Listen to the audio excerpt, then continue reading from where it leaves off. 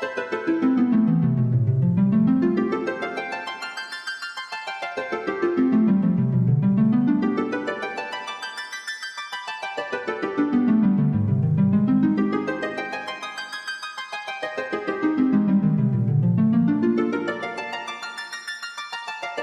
guys, starting off with a whole bunch of frame drops, so nothing could possibly go wrong. Awesome, so last time on the drops only challenge, well, we just got started off. I think the most important thing that happened was just an introduction to what the terms of the challenge were. In any case, wait, what? We got nothing more than a bunch of, not even a bunch. Got a handful of potions, antidotes, and eye drops. To be honest, it was foolhardy to expect anything more. So I think hopefully this time it's going to be getting into our stride. So last time we completed the first arc of the game, which was defined by Min Woo joining our party.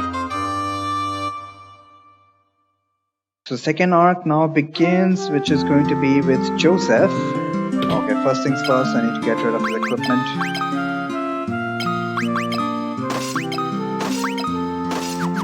And sell it for good measure, just to make sure that my inventory only contains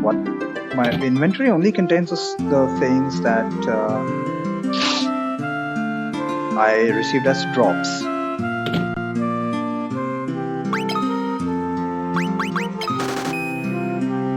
Remember, no starting equipment allowed, because then that would devolve into the starting equipment only challenge run, which I've already done. So this is essentially, this is like a combination, not exactly a combination, but yeah, this is like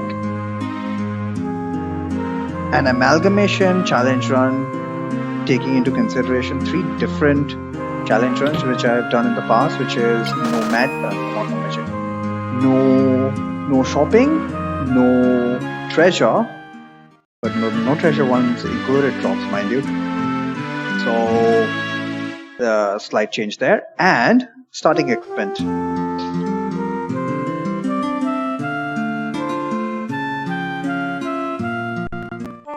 All right.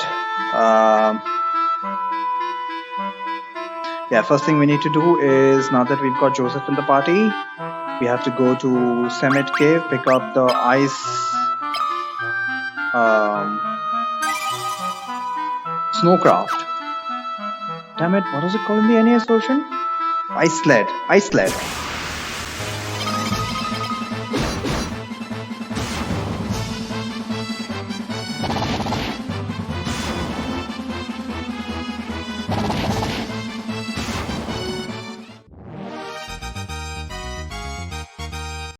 I'm not going to waste any potions on Joseph, although he comes with a decent amount of HP comparable to the rest of our party members.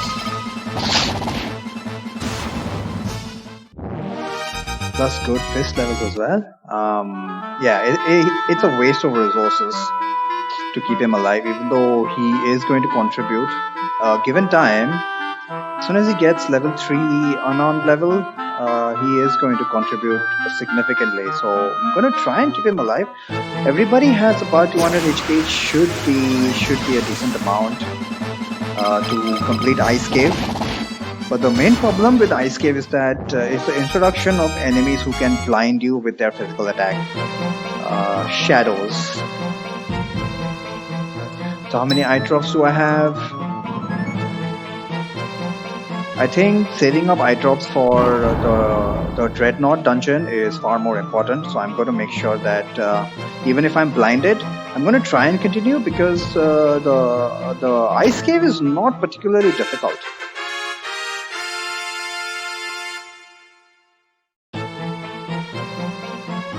With regards to drops, what all does the Ice Cave have to offer us? Once again, nothing, not much. I think there is literally only one enemy which can drop anything at all.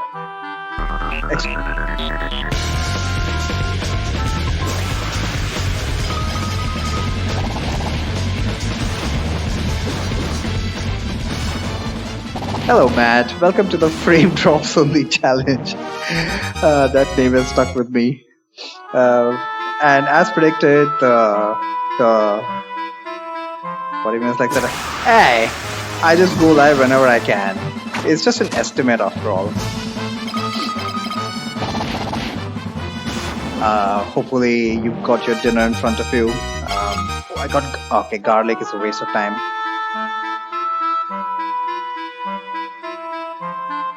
Am I supposed to ninja you? Well, if you're so invested in that, what you're supposed to do is just hang around the chat and wait for me to go live, because you have no idea. Even if I said 40 minutes, you have no idea whether I'm going to go live early or at the actual 40-minute mark. Here's a hint for you. Whenever I say internet permitting, I'm like, that's an overestimate. So I just test it for 10 minutes. I was going to do that 5 minutes. Not 10. Well, you gotta up your game, man. Anyway, how's it going? How's the weather there? Last time you did say it's getting very, very cold. Finishing food. Oh, nice. I thought this is generally done. Holy shit, Joseph has level 3 in fists already? I thought this is generally the time you start having dinner. Well, that's nice. And 0 degrees in the morning. So 0 degrees is good or bad? I mean, comparatively, 0 degrees, you guys are happy with that, right? I mean, for me, it's holy shit. I'm struggling here at 17 degrees.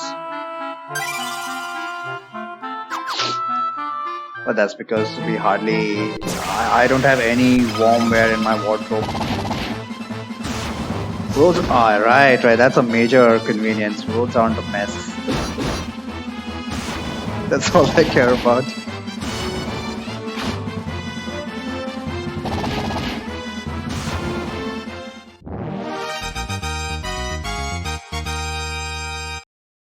We've got HP up. Remember that we do not have access to any healing.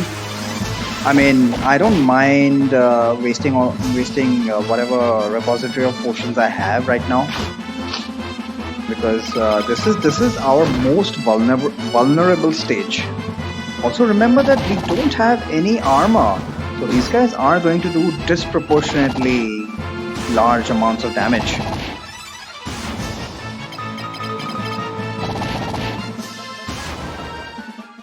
But bare fists are going to come very much in handy for us. I'm going to see if I can save, since we can't really go out of this dungeon easily. I'm going to be very careful with my saves, because we don't want to get into a soft lock situation. This treasure chest is money. I mean, I might as well grab as much money as I can, even though it's not really... Oh god, look at this encounter. Actually, yeah, I'd rather take this encounter than those ghouls and casts. They can paralyze and blah blah blah. A bunch of goblins, they don't do a lot of damage unless everyone spams their board attack. Right, coming back to drops, there's only one random encounter in this FFT rando run. Oh wow. I guess my chapter 1 Delita is OP. How does the rando work? I haven't really spent any time watching Almagus, even though he's been streaming it for like 8 hours every day. Are you following AGDQ these days? Man, every time I see that, it's like more than 100,000 viewers. That must be a new record for them. How exactly does the randomizer work? I was thinking maybe I'll give that a shot, but I've got so much else to do in my tactics challenge runs. I mean, I'm just trying various possible combinations, and sooner rather than later, I need to attempt a Ramza solo just to see how it goes without doing any research about it. And I also need to start I also wanted to start a 4-job fiesta kind of thing, since the 4-job fiesta for Final Fantasy V helped me so much to know the depth of that game. But I don't mention it more. Just what you want to randomize. Yeah, but what? What all is available to be randomized? And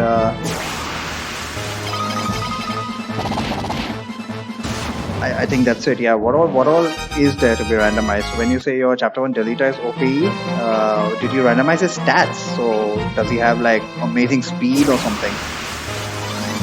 Or does he have amazing strength? Is he one-shotting everything?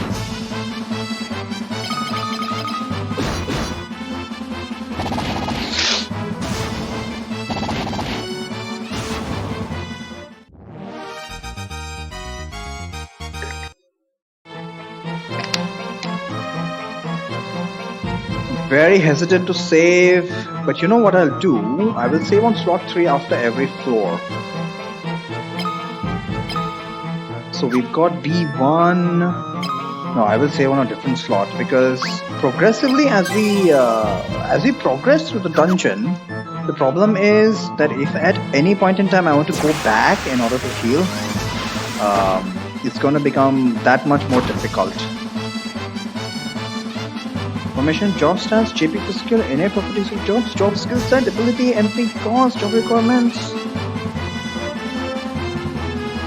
monster set, music, traps. Okay, so job stats, I guess the Squire job must have got a heck of randomization. I mean, when you say your Delita is OP, what exactly is it? So you have absolutely no idea how much JP you need for the next job, to unlock the next job or something like that? So, I mean, how exactly do you play the randomizer?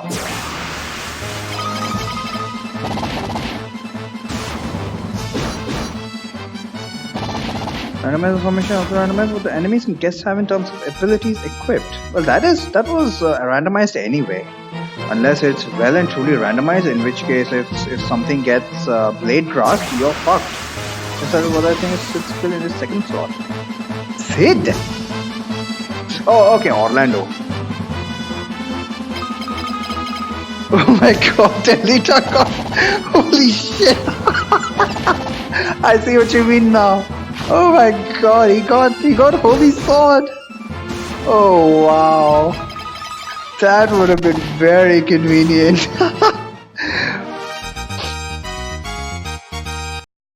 So are you gonna see it through the end, or you just did it for fun? Breaking any equivalent long range. Amazing. Hard game better. You must have got a very lucky seed. But otherwise, have you tried Final Fantasy Tactics 1.3 mod? Everybody's been suggesting that to me whenever I ask them for ideas. What else can I do with Tactics? I guess just limited to what I can imagine of. Like I said, I'm going to try a 4-job fiesta kind of thing for Tactics. Because that's the thing that helped me the most with Final Fantasy V. Gaining more and more skill in Final Fantasy V, as opposed to single class challenge runs. Because in a single class challenge run, it's like there are certain points in the game where you will hit a very, very steep wall. But in a 4-job fiesta, you kind of can complement some things with something else. And then of course you have a class like a black mage, which is good universally. So you get to know all of those things. I'm going to try a 4-job fiesta, see how that works out. Currently I'm just trying a Geomancer run, and Geomancer endgame, whether it's my setup or what, but I'm not very happy with it. So I've just switched to black mage. But yeah, I'm going to try for a Ramza solo. Ramza solo sounds interesting, and because Tactics kind of shares its mechanics with this game. Okay, I got the Ancient Sword. The only reason I took this fight, which I probably should not have, is because it's a monster in a box, and I'm going to try to go for all bosses. Oh shit, we don't have discard. Can we not discard?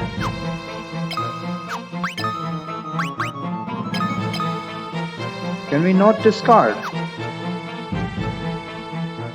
Oh shit, I did not know that. Oh my god, I never knew that we can't discard any items. I guess I just need to sell it off. I later remember that. Well, that's pretty easy. Ancient Sword is not available, neither as a drop from anybody. I don't think so. But yeah, coming back to drops, there's only one enemy, and that guy also drops. I think he drops one of two things, useful things. Obviously, everyone drops money. He will either drop a battle axe or a mace. Actually, no. I think the only thing he drops is a battle axe, and the enemy I'm talking about is the dual head. None of these guys have any drops whatsoever.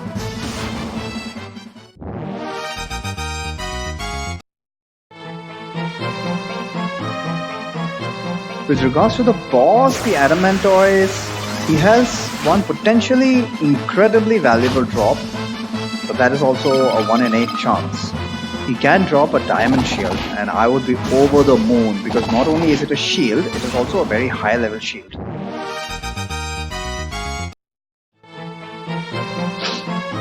So if I can get lucky with the Adamant, actually even beating the Adamantoise is going to be a challenge, because that guy has sky high defense, and we've got what, level 5 unarmed? Do we have enough DPS to actually punch through his defenses? Plus he's got boosted HP. I think he's got about 600 HP in this version. So let's give it a shot. I'm also willing to use up all of my potions if it means it gives me a chance. Ambushed? Oh, come on. Ambush is not going to help me out. Oh, that's good damage.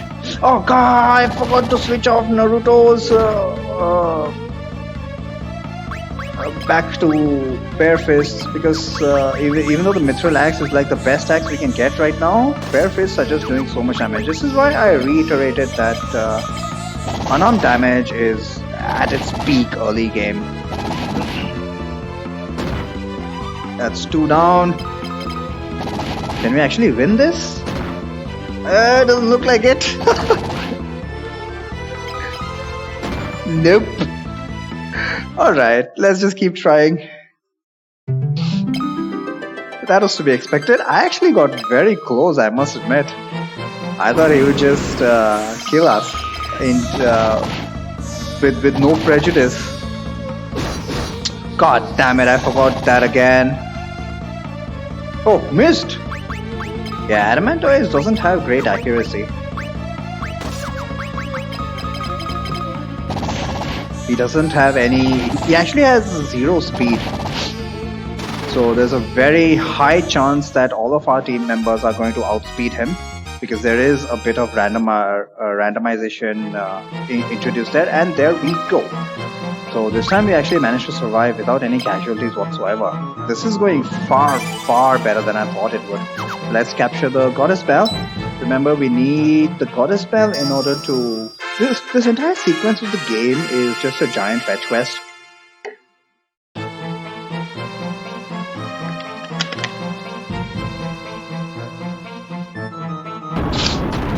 Once we got the Mithril,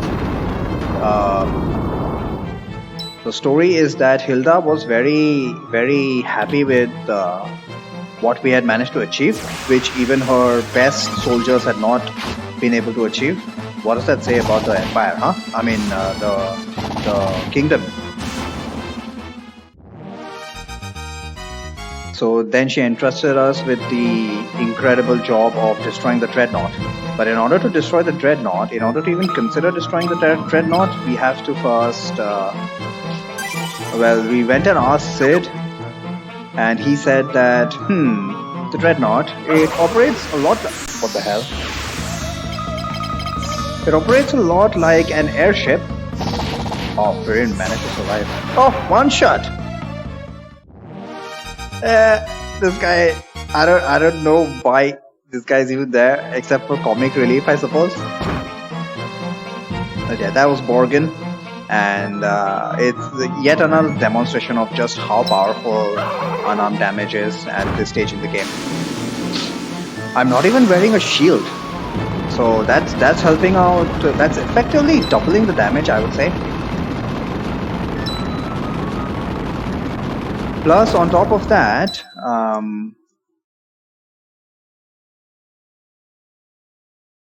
yep.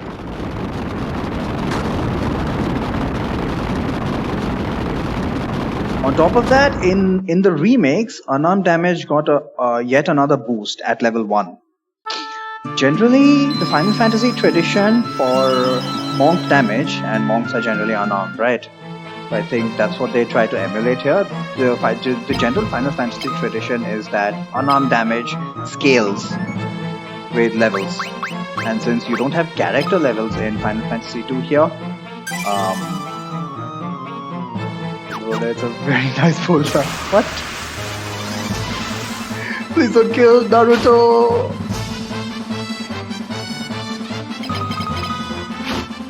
No! This is gonna be so close. Oh, he's dead. Is he? Clutch! Oh, he might die next on. Okay.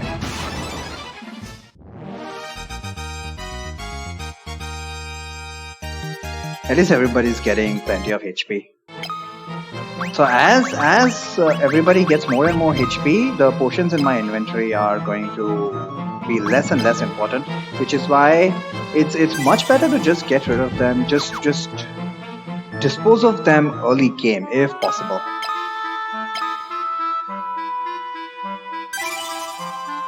Basically, what I want to say is the value of potions, even though we are only allowed to get them as drops. God damn it! No. I don't want Naruto to remain dead all the way for the journey back to Salamand. So what I'm going to do is I'm going to put my money where my mouth is and use the potions, which is exactly what I was talking about right now. Seriously, just give me 40 HP, and that's it for my potions. Great. Well, what is his axe level? Axe level 3, axe level 3. Oh, wait. Sakura has axe level 2, so she's going to be the next candidate. We still have not got a shield. I need to keep that in the back of my mind. But yeah. Story is...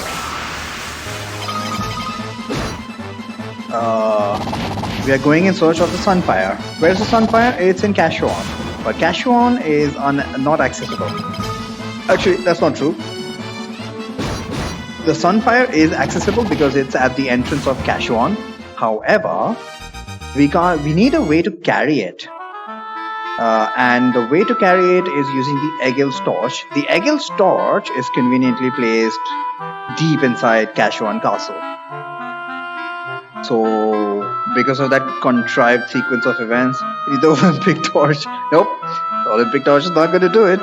This is a nuclear flame we are talking about. We need a lead torch, which is dubbed as the Egil's torch.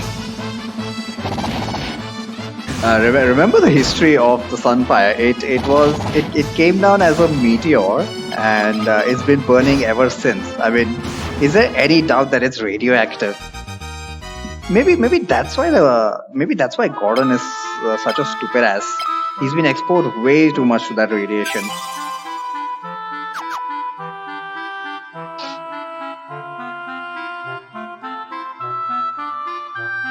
So in order to get the Egil's torch, we need access to Kashuan Castle. The great thing, the gimmick about Kashuan Castle is that it's protected by a very sophisticated lock. Now, the irrelevance of that lock will soon become clear. I mean, it's ridiculous. When we shall actually get there. But it's protected by a very sophisticated lock, which can be only opened by one of two mechanisms. Either it will open to the sound of Kashuan's royalty. So how the hell does that work? Because Do they keep retraining it as and when the royal family is updated? Who knows? I mean, you talk about technology, but that has to be a pain in the ass. But the master key for Cashwan Castle is the goddess bell. So even if we don't have Cashwan's royalty available at hand, which bear in mind, we did. I don't know how the hell that is also in that. Hey, we here in Final Fantasy II universe are more of critical thinkers, okay?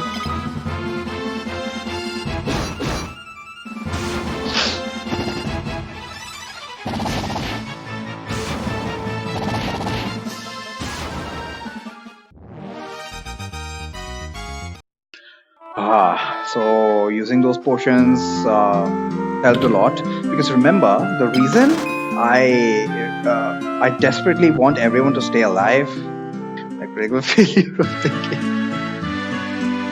The reason I want everyone to stay alive as much as possible is because there's an internal counter which determines how many battles each one has survived, and every 10 battles that a character survives, they get an automatic HP up depending on their vitality. And for now, the vitality of all of my party members must be pretty good. So missing 1 HP up, I would rather not miss even 1 HP up. Right. First things first, we need to sell the ancient sword just to avoid temptation, because it's so good. Tadley did not get any drops, but there were no drops worth it in the ice cave anyway. And because this is going to be a no treasure chest challenge, except for Monster in a Box, just for that 100% bosses,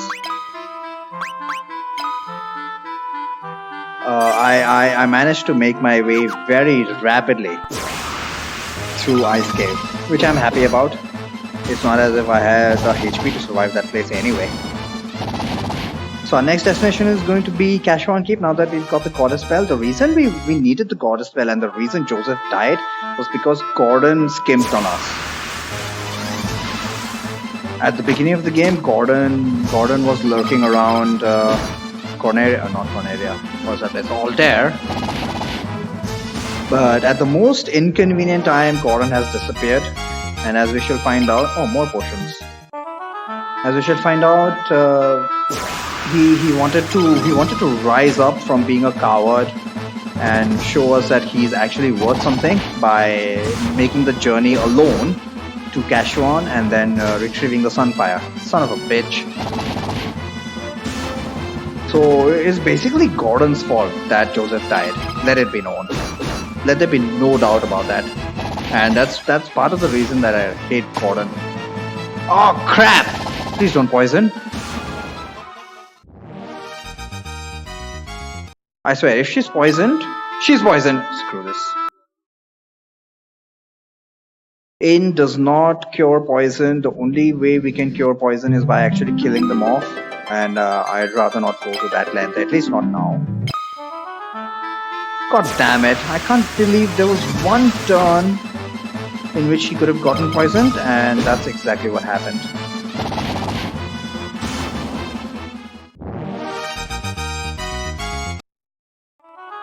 So now that we've got the goddess bell, let's proceed to Cashwan in order to...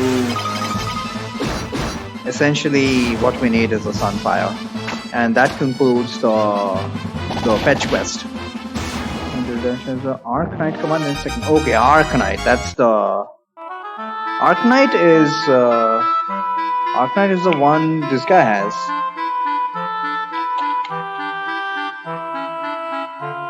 Wait, Miliadul is Divine Knight. You're playing on the PlayStation, right? Do you have a translation patch, or is it the same translation as original?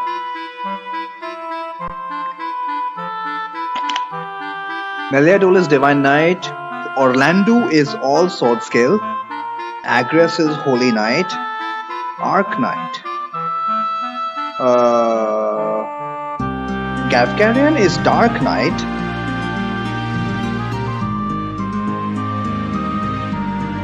Who the hell is Arc Knight? What the hell is remaining?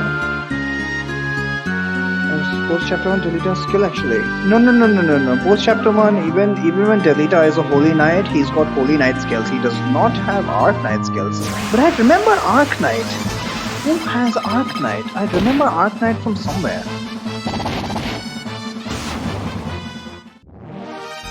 I think it's what's his face? To get those special subclass changes throughout the story.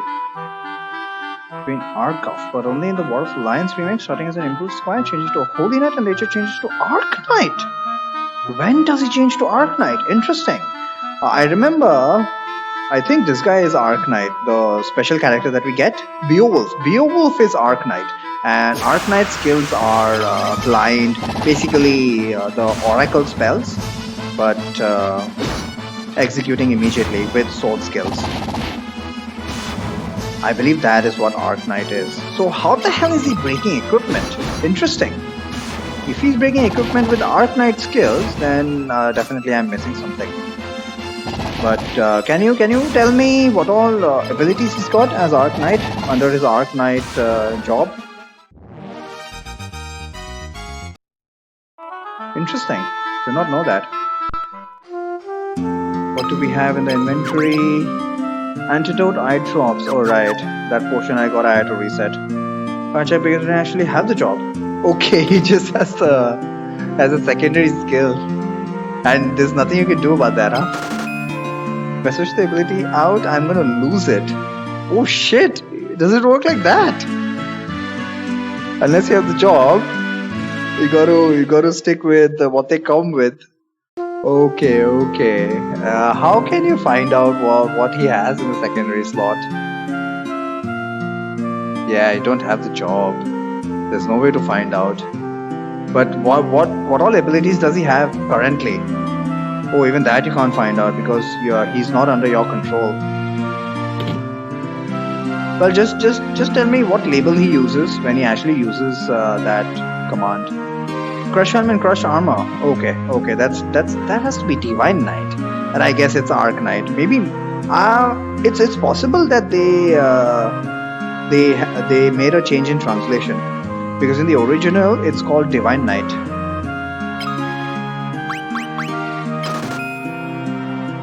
In the original, those set of abilities are called Divine Knight. Plus, so it's called Mighty Sword.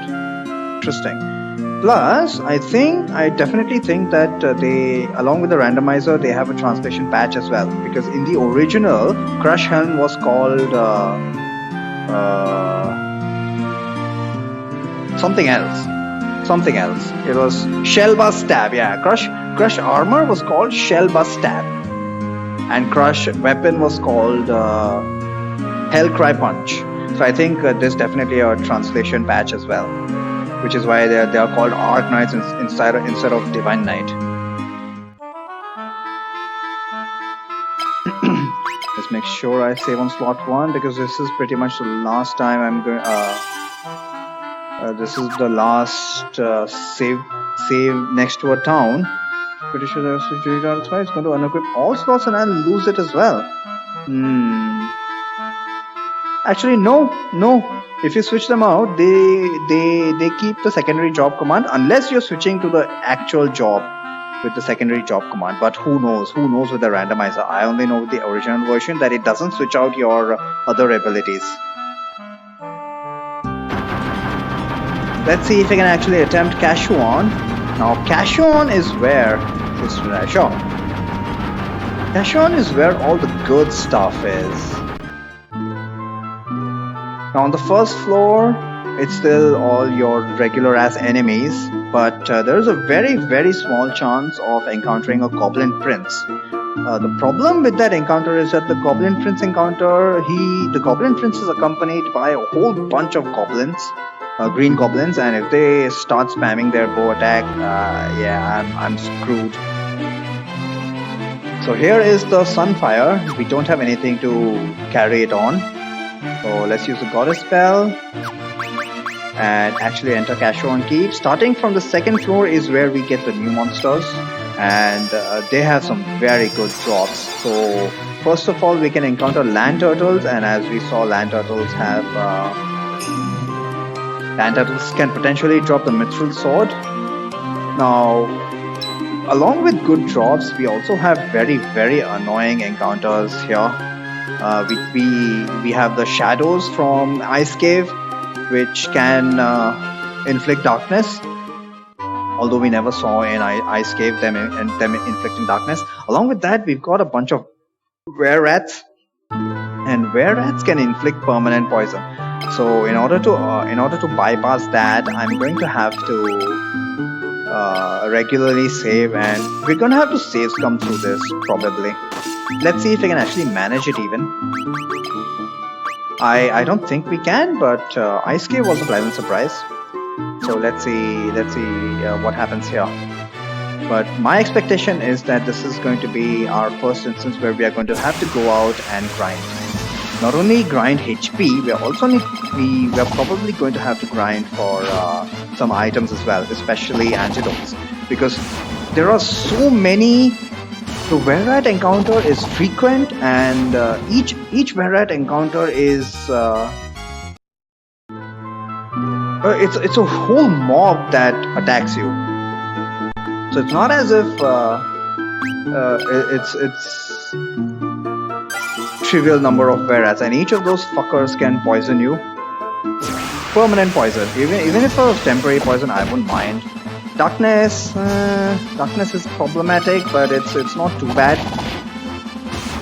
Now, what darkness does is it halves your accuracy. So Sakura is going to suffer massively, but she wasn't doing too much damage anyway. I'm gonna live with darkness as much as possible. Hello, darkness, my old friend. I'm gonna avoid using antidotes because I believe we can get through this. Okay, new enemies, ogre. These guys can potentially drop mithril staffs. If I get a mithril staff, I won't mind that. Mithril staff is still not as good as unarmed damage that we are seeing right now, but just like the axe, getting a staff right now would enable us to start training in staffs.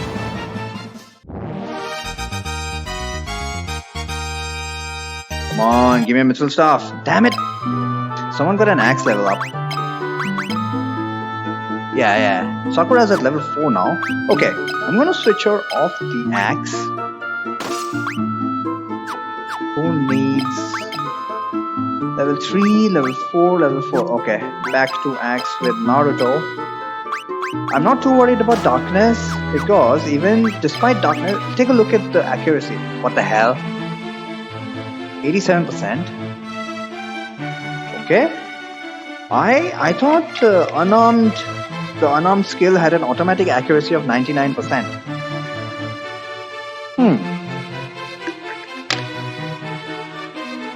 What is her strength?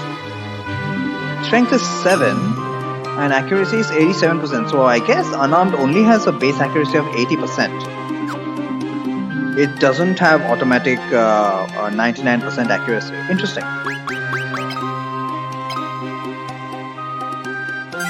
So the reason I'm not too worried is that even at a base, at 87%, half of that is around, let's just round it up to 50%, and I'm okay with, oh god. I'm okay with 50% accuracy. I don't care about Gordon, he can go to hell. I'm not gonna babysit him. Guy has a pathetic amount of HP, and I'm gonna need a lot of grinding if I need to make him actually useful. But if I do decide to grind, then maybe I will consider it. I will consider getting Gordon up in terms of HP as well as levels, because if he does start to contribute, that'll only be a positive influence. Alright guys, get ready for the irritating poison sound. Hopefully Gordon dies in a battle or two. At least the poison sound is not as bad as the NES version. It was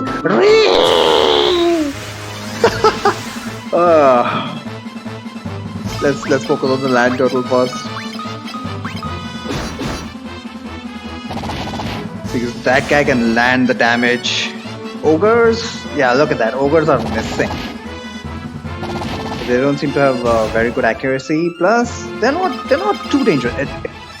In terms of this combination, it's definitely the land turtle is the more dangerous one. And once again, thanks to unarmed damage, we are able to do a decent amount of damage. We are able to one-shot the land turtle. It's the Adamantoise fight which I am really scared of.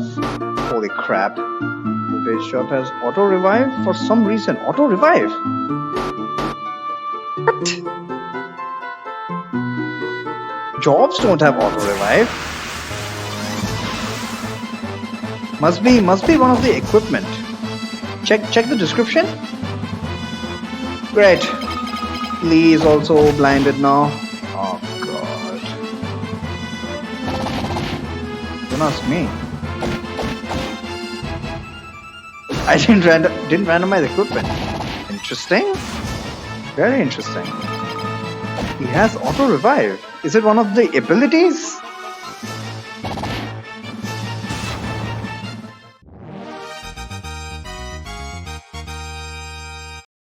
Axe level up. I'm going to switch everyone since everybody's blinded. Hooray! I'm going to make sure that we have minimum number of penalties to accuracy.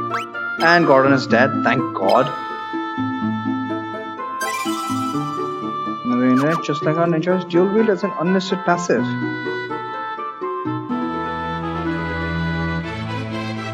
I'm very skeptical of that, but could be. Lee's poison. Screw that. Nope, no poison please. The only reason I'm even considering taking this fight, even though it's just a random encounter. Actually, you know what? Let's skip that treasure chest. It's not worth it. It's not worth getting poisoned. It's not even a novel encounter. Oh, another new enemy. Ogre Mage. Ogre Mage are the most lucrative. Is the most lucrative enemy here. They can drop some very nice spell books. So if I do get something nice, I'm gonna head back. Hopefully I get warp. If I get warp, I get a free exit out of this place. Ogre mages, they can drop warp, they can drop blink. Blink not super useful right now, but if I do get shields, blink is going to be pretty useful. And we got blind. Bastards. Well, that's our first magic. Blind is not super useful. But is it worth going out and save? I got blind. Where else can I get blind?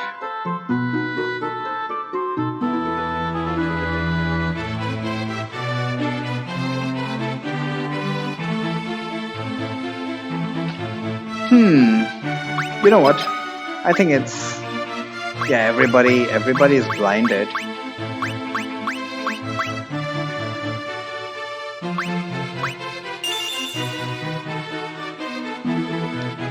Just for an excuse to grind.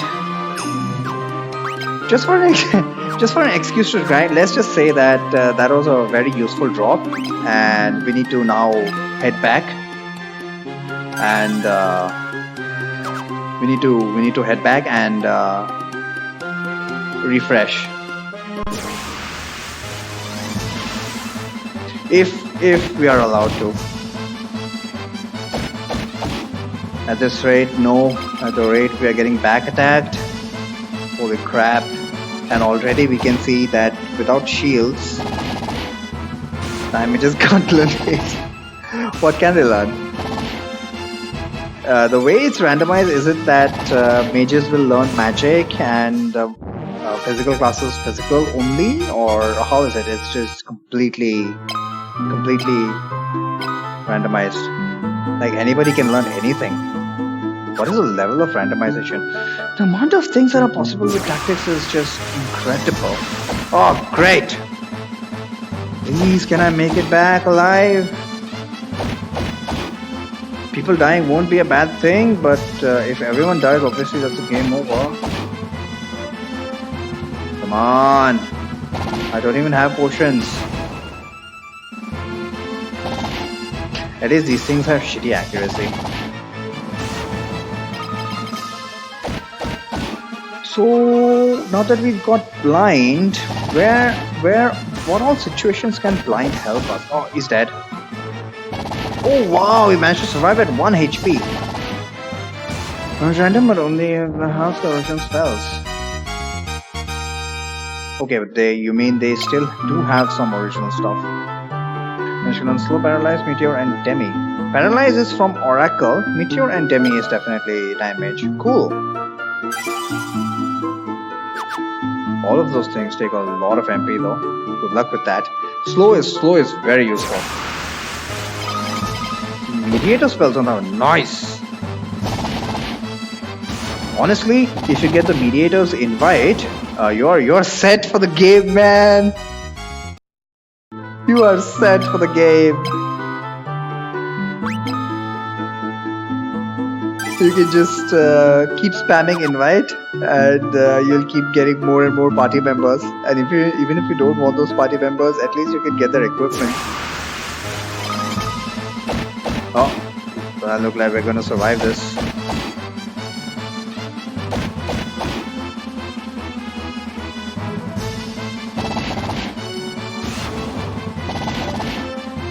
Come on, make it out. Not only do we have to make it out, we also have to make it back to Cashuan, but not Cashuan. We have to make it back to Bosk at least.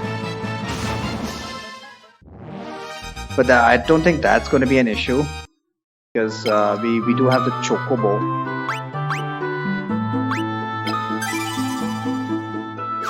And I'm going to use as many slots as possible. Can we do this? Ambush? No, I don't think we can.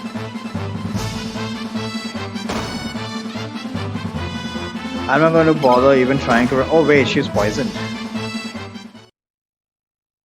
I'm not even going to bother trying to run away.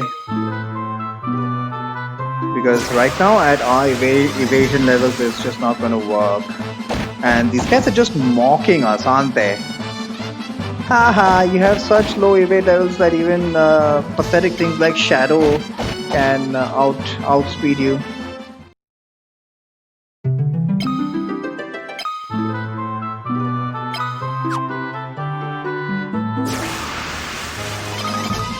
I didn't get an ambush this time. Come on, guys! Yeah, this is not looking possible.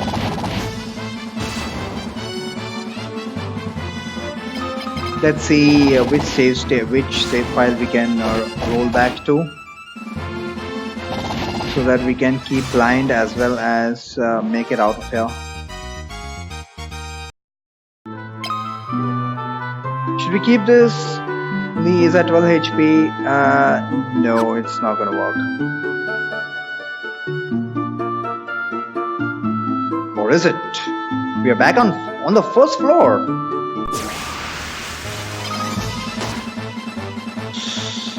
I don't have potions though. Damn it.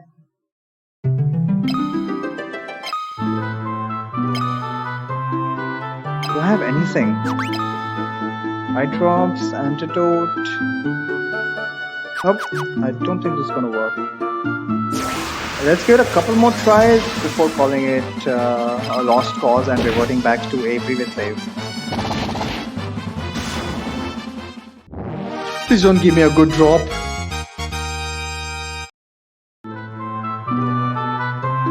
Now, as that guy showed, we can make it to the first floor, so I'm gonna drop another save here. Good thing we have so many slots. How many slots do we have? 16? 20 slots. Nice. That's really helpful. Imagine this was the NES. Actually, if this was the NES version, I would not have been able to save inside the dungeon anyway. But the GBA version only has 2 slots. So definitely, playing the PSP version is helping. Oh, come on! I feel confident that I can make it out.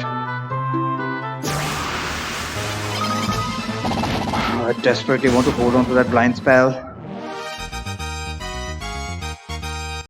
This is the highest form of saves coming.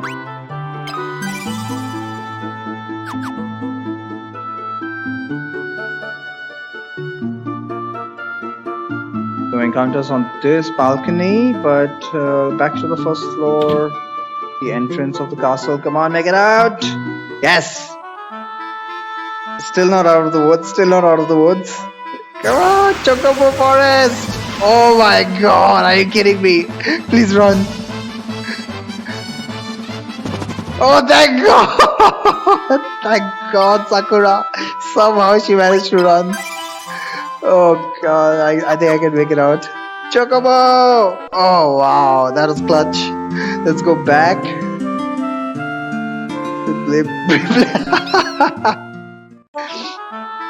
I don't even think that I can program a mechanic like that. Is there any counter which keeps track of... Is there... Yeah, I don't think so. Because based on what I know of the code, in FF2, the flee command is not even registered. Okay, now we need to be very careful.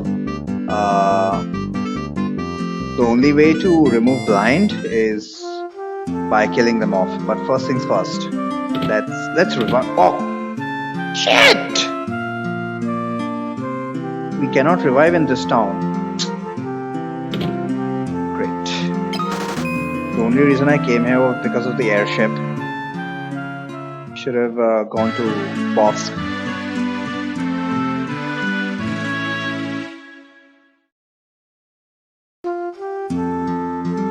Okay, since In does not revive, we've got Sakura and Lee. At least they're at full HP. They haven't recovered from darkness. So what we're going to do is, first things, we're going to take the airship to Bosk so that we can revive everybody. Money is not an issue, which is why I'm taking the luxurious route in order to save some time and effort in random encounters. Cool. Let's revive everybody. Thankfully, this is free. Yeah, but I did talk about this last time, didn't I? It's one of the small mercies this game shows us. And it also shows that you're expected to die repeatedly.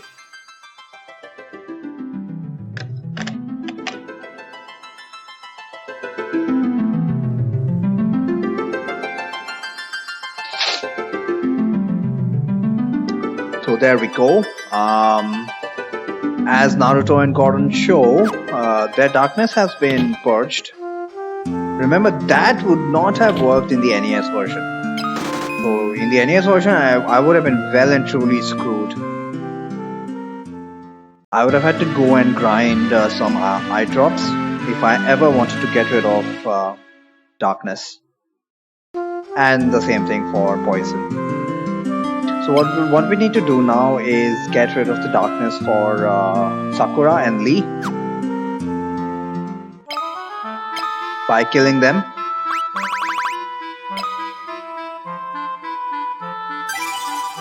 Also, now that Sakura has blind, she needs to start practicing blind, and more importantly, she needs to start working on her MP. Now that we've got a spell, we've actually got a spell.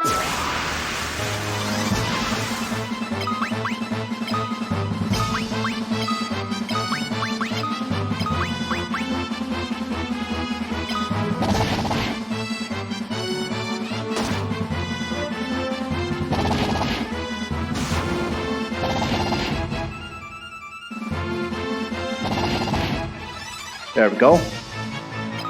Oh shit! Don't target yourself.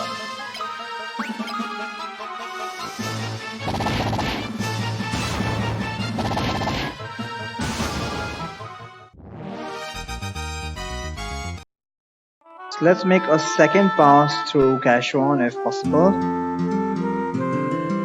Now that everybody has more HP. As far as possible, I'm gonna try and not grind.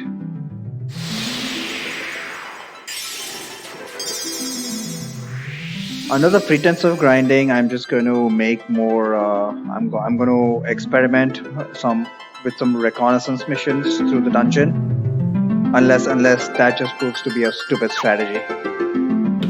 So in the next pass, what we're going to do is we're going to start experimenting with Maria's blind spell. Try and get up those levels in whichever encounter we can.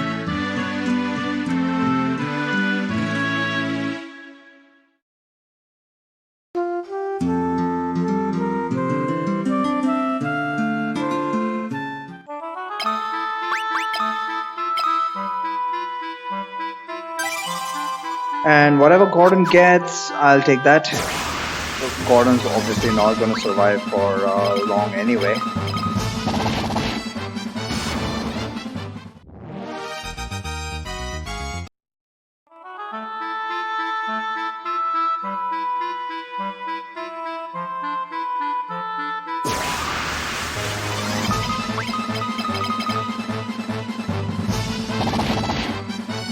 Gordon, stop going fast! Nobody's getting anything. Well, except HP perhaps. Gordon does start off with pretty decent stats, but what use are those stats?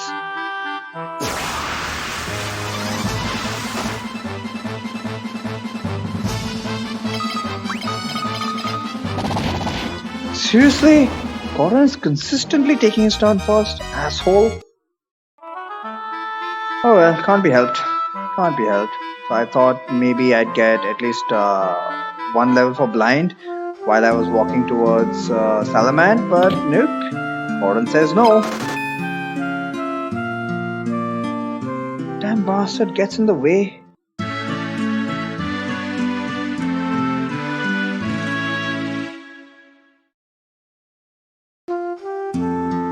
Alright, this time let's keep a very careful eye on our HP values. And I will save once per floor. That seems reasonable. So around 400 HP. Everybody is around 400 HP. Nowhere near enough, of course.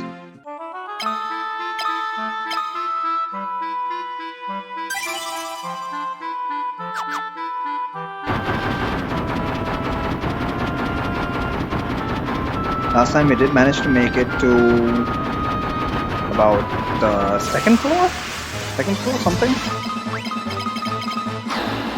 Oh, now she goes fast. Wow, blind one actually worked on that guy. Since blind is the only spell I have, I might as well start using it. But in and of itself, blind is actually quite a useful spell when it does work. Generally speaking, enemies will have way too much magic defense by the time we get blind to a decent level. But one thing that is good about blind is that it has very, very high base accuracy. By very high, I mean 50%. 50% is actually very high for most spells in this game. So mustn't underestimate that. 50% per level. So at higher levels, it will be very useful. Oops.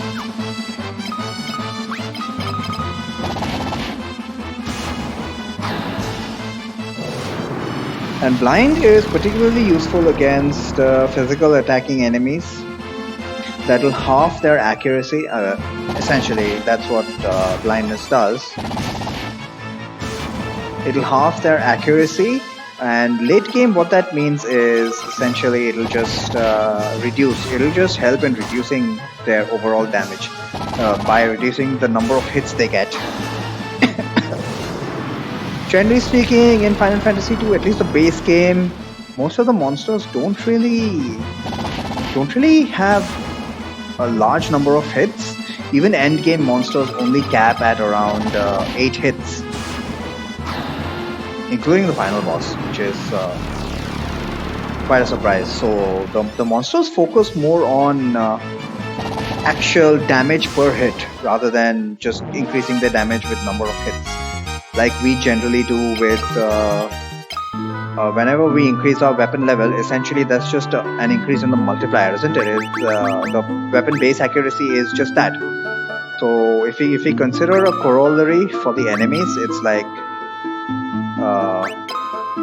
for an enemy that gets 4 hits, they have very high base power. For example, one of the hardest hitting monsters is the Hill Gigas.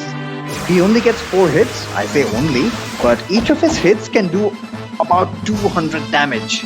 Imagine that, holy crap. That hurts, man. But that's the general trend of enemies in Final Fantasy 2.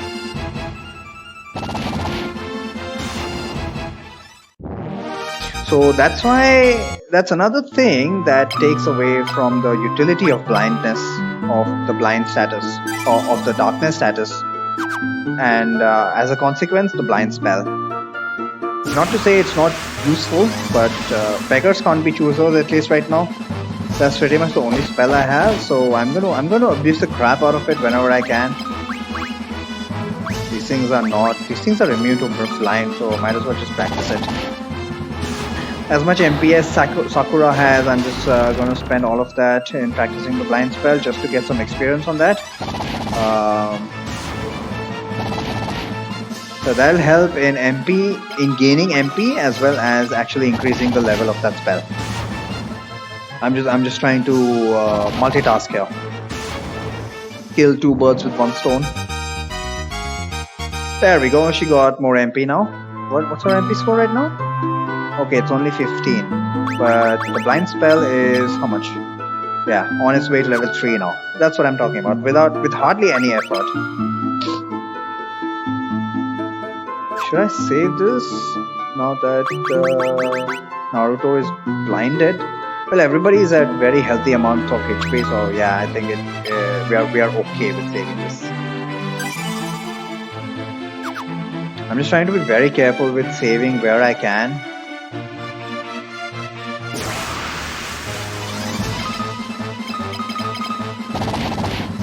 Please drop a mithril staff, please. Is it that rare? I remember getting plenty of mithril staffs from these guys. Haven't encountered an adamantoise though, so I would consider that lucky. But then that luck would be offset in a speedrun, I suppose. God damn it. The number of adamantoise encounters I get in a speedrun is ridiculous. These were rats, they don't drop anything. Waste of time. Plus they poison. So whenever I'm poisoned, nope, that's gonna be a reset. Except Gordon. If he's poisoned, actually, now that Gordon is contributing in a meaningful way, even if Gordon is poisoned, I think I am going to reset. Because even Gordon has started to one-shot now that he's got decent fist level. Level 4, huh? Metal staff, please! That's the only thing I need from these ogres. No! How rare is it?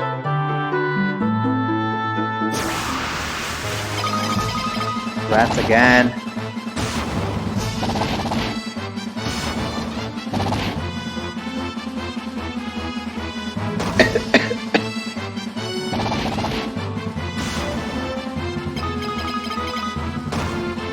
Oh, Gordon's poisoned. Screw that.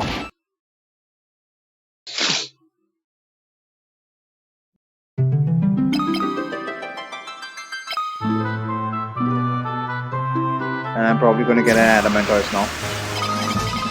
Okay, save encounter.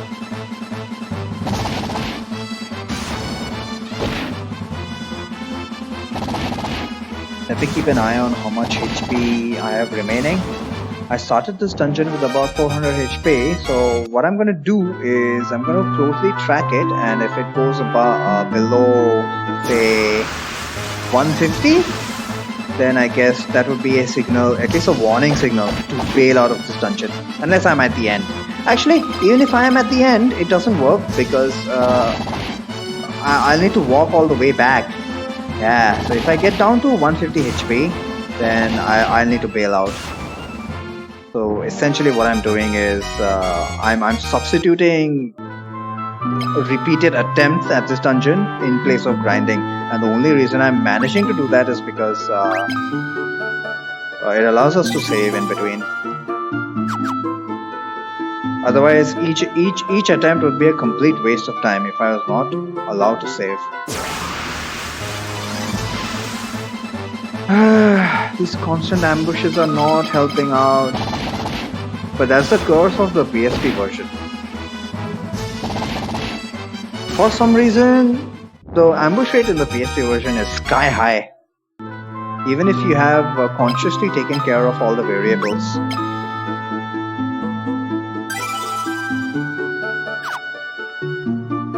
Let's try and make a beeline. So far so good. We have decent amounts of HP still remaining. HP bank, in the absence of healing, it's our HP bank that's gonna see us through each dungeon until what?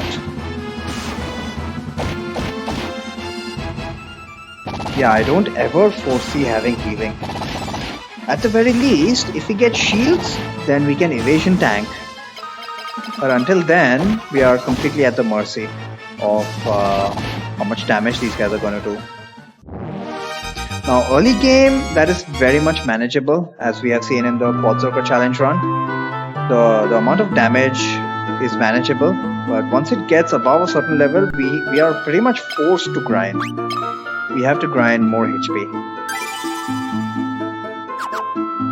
And of course, the infamous HP drain monsters, they are a pain in the backside. We got another Ogre Mage, please. If he drops something valuable, once again I'm gonna get the hell out of here. Because these drops are way too valuable. Mithril Mace!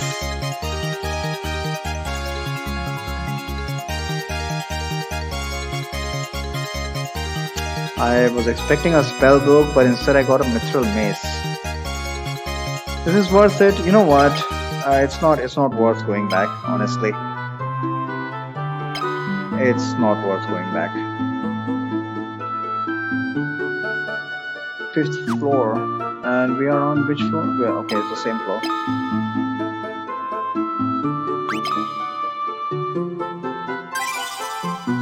Mithril Mace, I'm gonna hold off on equipping that just yet.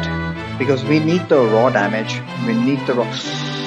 monster in a box here.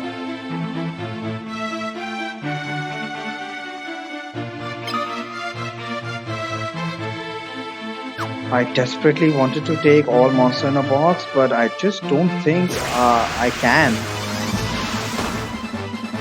Poison! Damn it.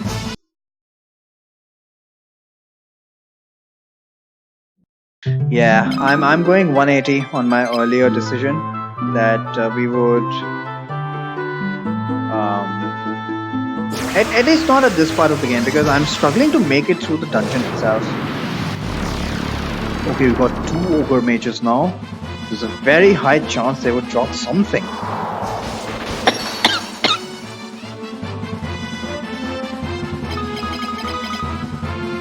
Of course, there was an ambush. Why not? Why would it not be an ambush?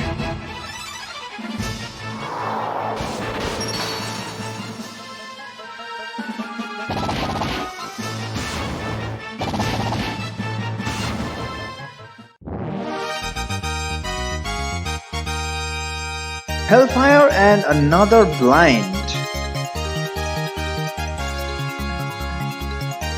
Hellfire is not too bad. Hellfire is not too bad.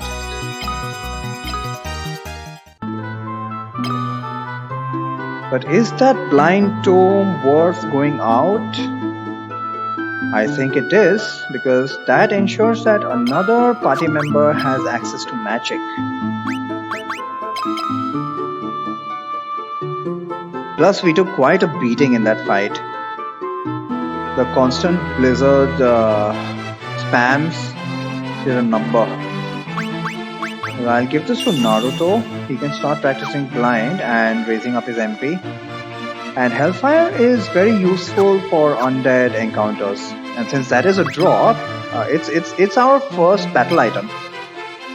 It's our first, not our first battle item, but it's something we can use in battle. I could have used garlic as well, but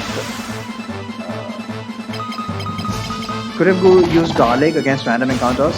But Hellfire is going to do far more damage. Hopefully it will one-shot. Hopefully it will one-shot.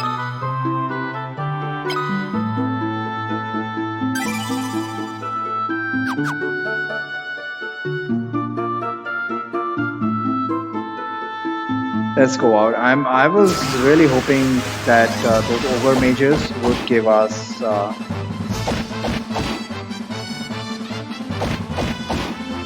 my god, these ambushes are not helping at all.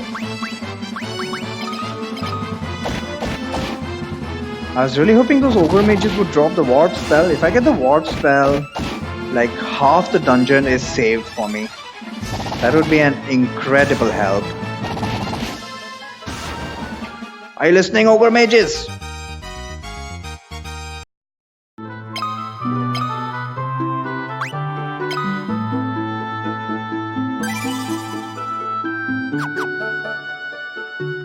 I doubt I can make it back now. Third floor, lots of floors to go.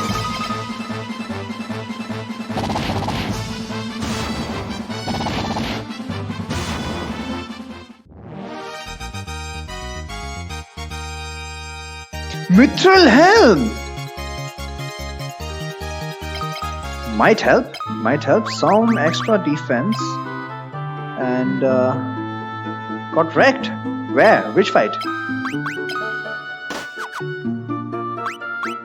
Semblance of little bit of defense here. Only 4. And bunch of ninja men throwing weapons. Sandra Seller had ninjas, oh my god.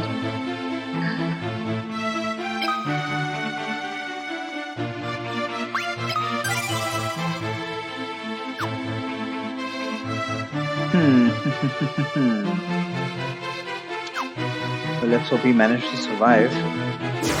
I should start using blind with Naruto.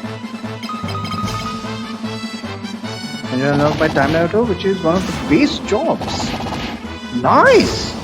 Ninja is one of the best jobs in terms of DPS. He's a glass cannon, but who knows what his innates are. Mithril Shield! I'm definitely going out now. Holy shit, we got one of the best items I could ever get in this challenge run. Yes, sir. Yeah, I noticed that. Yeah, I know.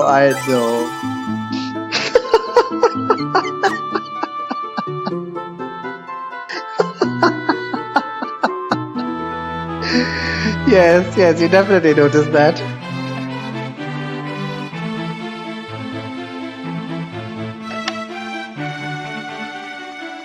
But it's great that you got early ninja.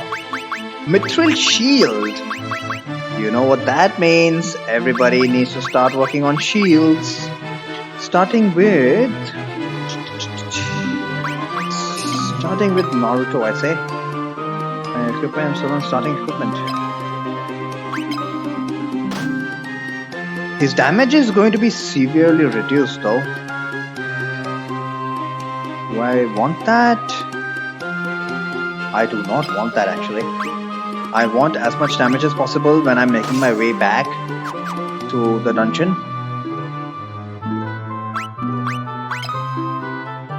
Definitely gotta save. So now I have no choice but to make it out somehow, by hook or by crook. By hook. No crook allowed. More ogre mages! Oh, sweet. Give me a warp spell, please. And everybody's blinded. I should have killed him first. Guy's spamming Ice 5. Oh, he's dead. Blink 3. Okay, I don't think that's gonna save his ass. There we go.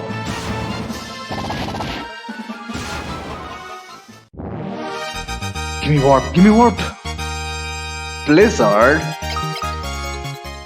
Well, that goes on to... Actually, that's gonna go on to this guy. At least I got something good. So, like I said, this is where the drops start becoming very, very lucrative.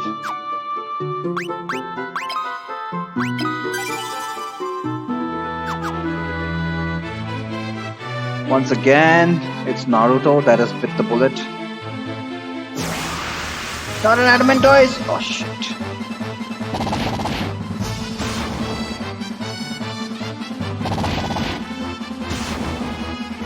I really should have shields. I really should have shields.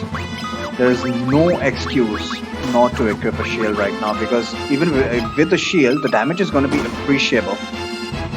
God damn it, he was poisoned. No, I'm not. I'm not wasting an antidote. Actually, should I waste an antidote? How many antidotes do I have? 4 antidotes.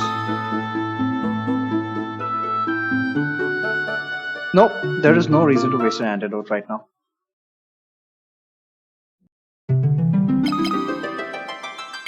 So now we are proper at the interesting point of the game.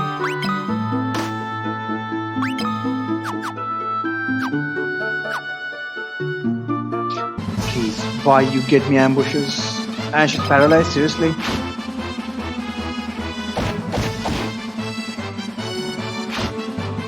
Oh my god! I don't even have potions! Should have used that Hellfire in this fight.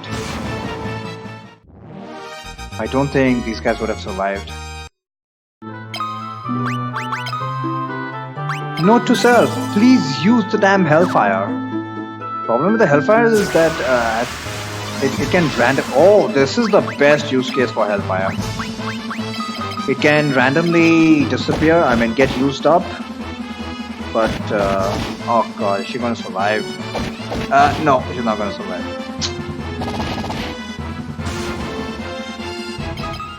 Neither is he, there's no way. But still, this is non-negotiable now. I have to make it out. I have to make it out. Somehow. Because I got a shield. Most important thing in the world.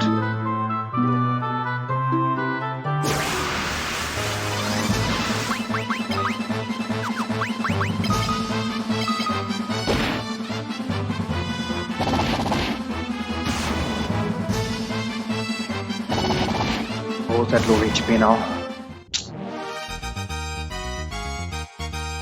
Shield level increase, nice.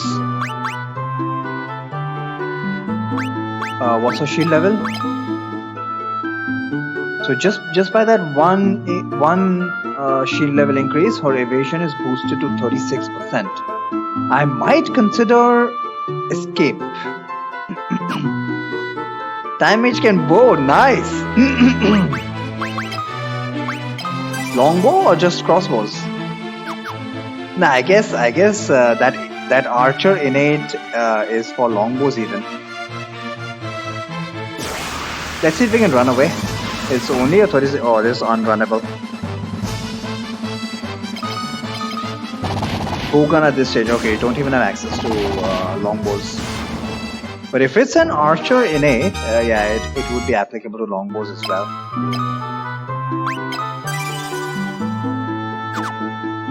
I'm gonna try and attempt running away unless the battle is very lucrative. Are we back on first floor?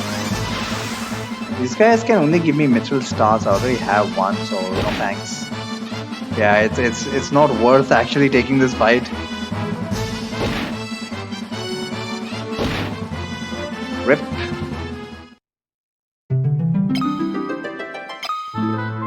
Racking up that death counter. Take it out, Ola! Oh, no. Oh, come. I think they're missing. No, they're not. Come on. Oops, not flee. I actually want to use the Hellfire. I want to see how much damage is that going to do. That should be able to wipe out all of these guys. They have less than 100 HP. Hellfire does more than 100 HP. Nice. With Sakura, mind you, that takes into account her intelligence. She's an intelligent girl, which is why she's doing that much damage with the Hellfire. But is it consumed? Even if it was consumed, that was worth it. Anyway, it's not consumed yet. I did have 2 potions. I completely missed this. Anyway, I need to sell off the bronze armor, bronze shield, bronze gloves, and spear. I need to remember this because especially that bronze shield was very inviting. Run! Let me delete this.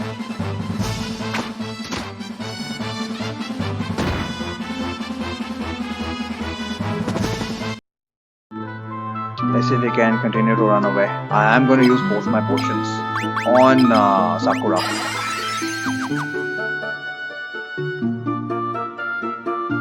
I mean, I can avoid all of this struggle, but what's the fun? I could grind a whole bunch of items and then blah blah blah blah blah. Even at 36% evasion, she's consistently able to run away from these fights. That's nice. So are the enemies.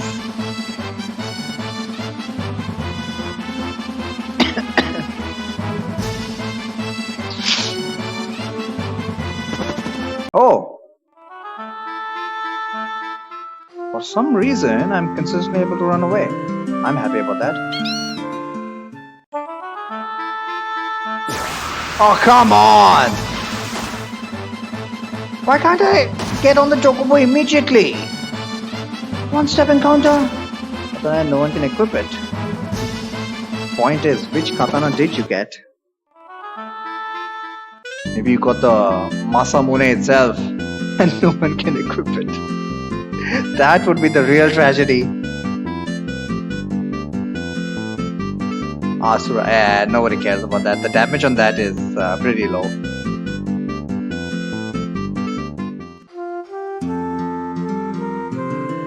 Okay, so important thing. Everybody has magic. Better than long? Is it? Is Ashura better than a long sword?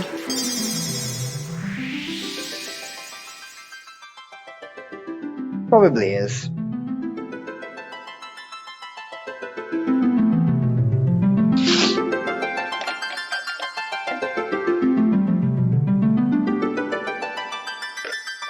Seven versus 5. Okay, definitely better then. I don't know if they follow a different formula or something, but yeah, based on my experience, I am not a very big fan of katanas unless you're using drought. And even then, drought in the hands of a samurai doesn't do a lot of damage.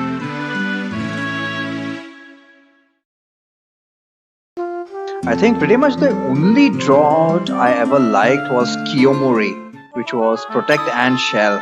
That was incredibly useful on party members.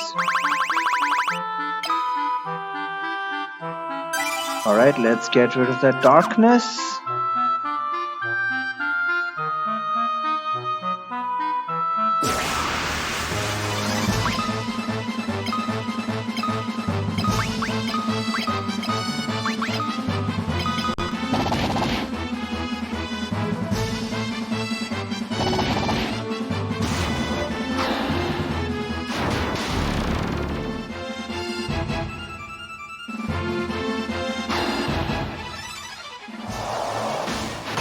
Sakura has a shield right now, doesn't she? She's not going to get any experience, so might as well shift that shield over to Naruto.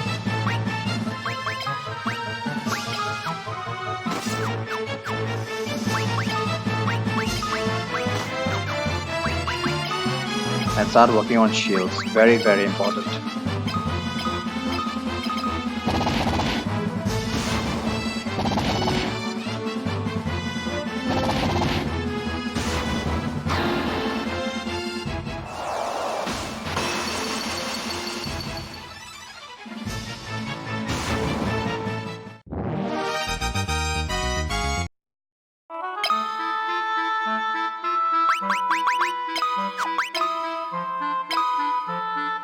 Okay, they didn't necessarily get an MP up because they only really used up 2 MP. I was like, why didn't they get an MP up? Oops, we need to revive her first. Always forget about that. The more modern games, quote unquote modern games, have spoiled me. Just head to the end, everything's gonna be alright. Well, no. And it was even worse in FF1. I cannot believe how ruthless FF1 was. You got someone killed, you better reset, bro. You got someone poisoned? I think stoned was the worst. Each golden needle, each soft potion was $500? $200? It was ridiculously expensive. And of course in the NES version they didn't even have Phoenix Downs. My god. Oh right, we need to sell Gordon stuff.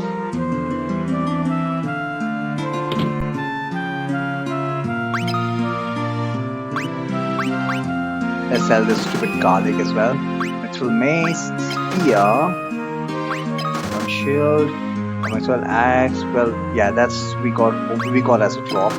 Bronze armor and bronze gloves. All right. Need to make sure that at every point in time, whenever possible, the only stuff in the inventory is what we got as drops. Hellfire, I anticipate needing that Hellfire a lot. So right now, Sakura does not have a shield. Naruto has a shield. Is that wise? I'm just wondering whether it's better to have everyone practice in shields right now or just have Sakura.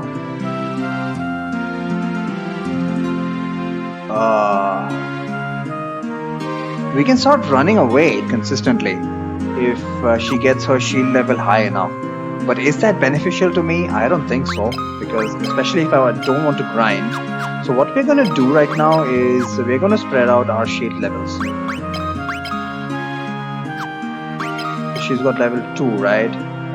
Almost at level 3. Yeah. Let's spread out our shield levels. Let's also start practicing. What's that? The mace, star skills.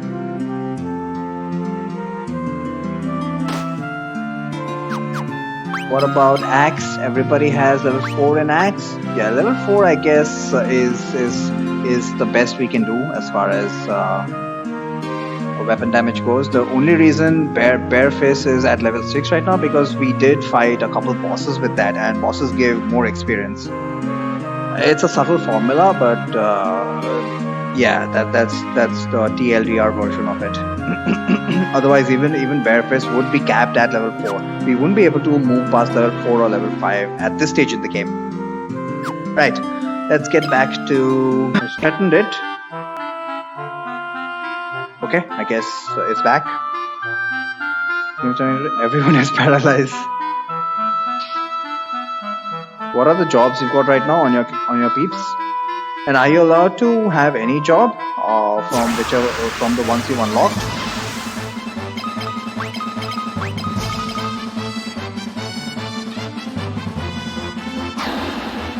Blind level 2. That's a good idea. I should just put Gordon in the back row. I really should put Gordon in the back row, at least for the time being. Because he's fucking up my strategy here. What I'm trying to do is get everybody up some levels in wherever they're lagging. So Naruto's working towards blind level 2 as well as shield level 2. The Mithril Mace level 2 is incidental. Sakura is working towards blind level 3 and whatever MP up she gets. The base job 2 time and a ninja. So you're not consciously focusing towards unlocking as many jobs as possible? Shouldn't you move them off of their base job? And base job, you mean Squire? They've got Squire, huh? And what all do they have as a Squire? Does each of them has different abilities, or are all three of those Squires the same? I believe Ramza and Delita have the same Squire job, don't they? Lee is working towards his Blizzard skills. So for the time being, when we are out on the world map, let's just handicap ourselves and try to gain as many skills as possible. Once we get into the dungeon, we are probably going to be in a fight for survival. And I put Gordon in the back row so that, he won't interfere with my plan here. Everybody needs to take a turn in order to actually get experience on that. And Lee is constantly missing out.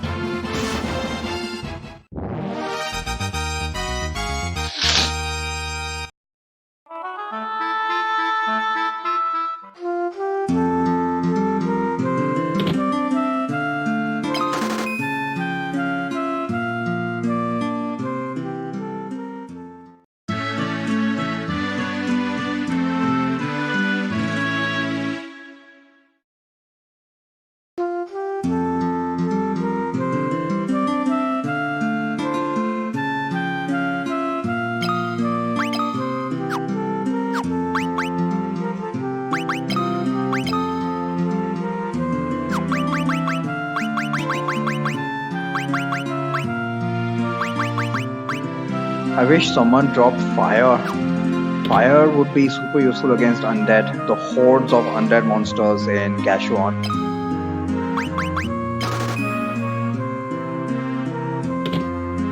But for now, should Naruto really be training Mithril Mace?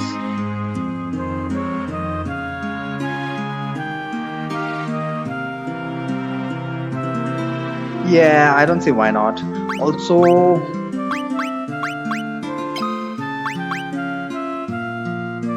everyone is still Naruto. I'm not going to use the Mithril Helm. What I'm trying to do right now is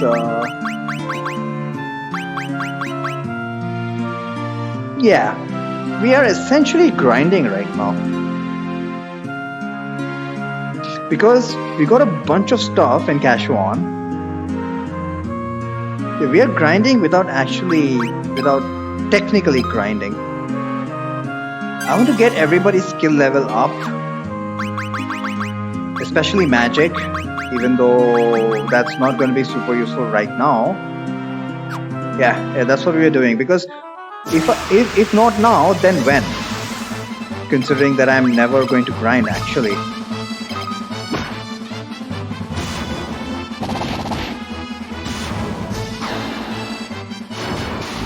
So yeah, let me keep it 100% honest. We are just grinding right now,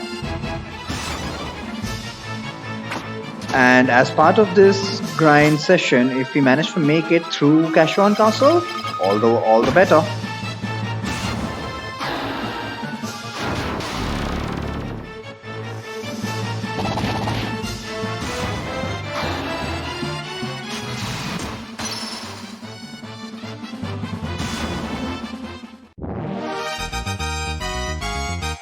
Blind level increase, blizzard level increase, MP increase. Nice.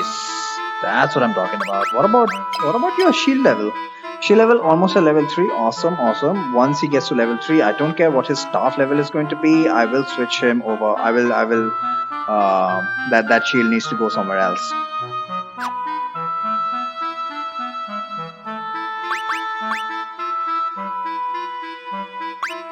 Now that I've got a shield, one option that is available to me is grind some shield levels and then just keep running away from fights, at least the runnable fights. But as I said, then where are my skills and levels going to come from? So instead of overtly grinding, let's just do it this way. It's far more interesting. Plus, in a way, this is what you're supposed to do in this game, because if you just try and grind on the world map, which is the safest place to grind, the level of the monsters there is just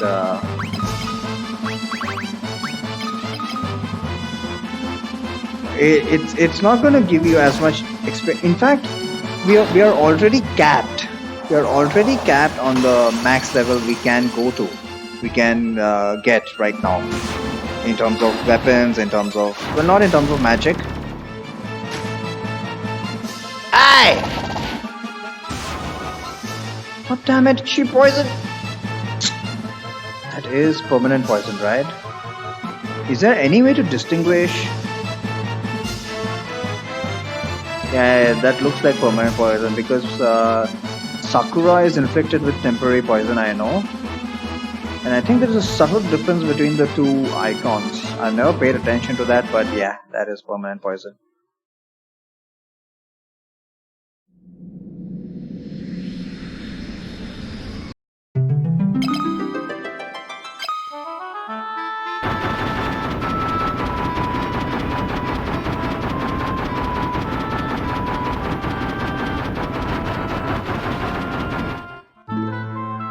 So let's see how far into Gashuan Keep we can make. Ice is obviously going to be very useful against the Adamantoise. But the problem is, it's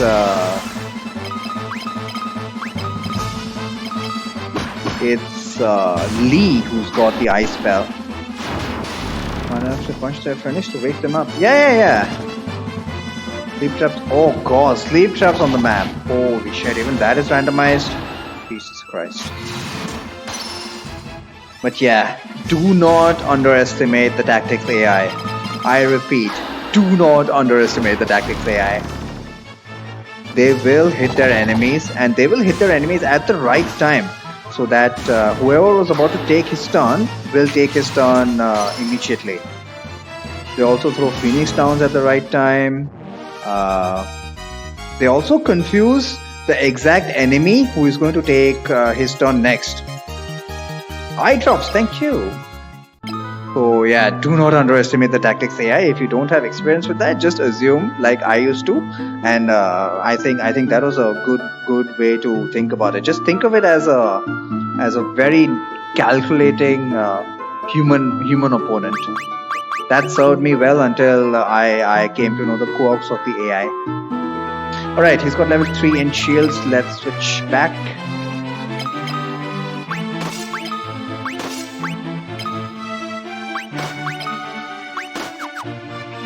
Even though we have already seen that level 4 is the cap.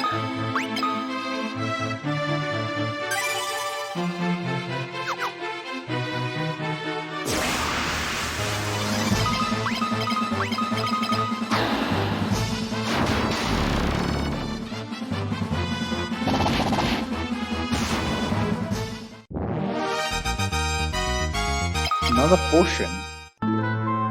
Not that I care.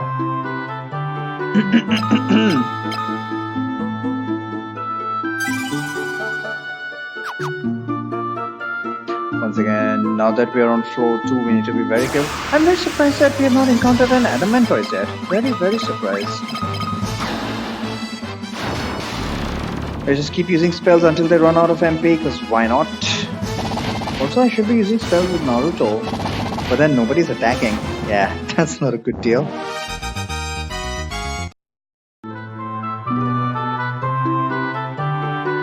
Very surprised that we haven't run into an Adamantoise yet. But that's my luck, I suppose. All that kind of shit happens in a speed run. Oh my god. We know what to do here, don't we? Fire 5, get the hell out.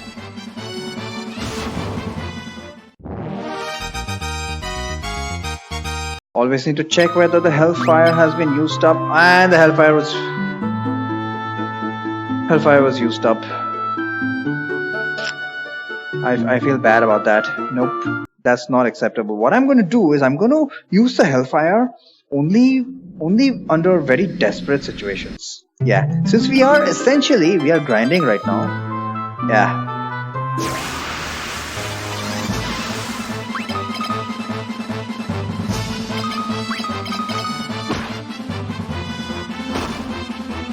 Please don't poison.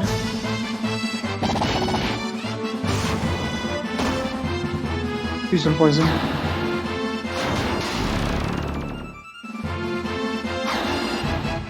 I think I should just go all out against these guys. Not care about actually grinding any attributes. Simply because these guys can poison so frequently. Shield level increase, MP increase. Oh wow, I'm loving all of these stat ups. So she's at shield level 3. Okay. Staff only at 1. I will keep staff on her. I'll switch the shield over to Mr. Lee.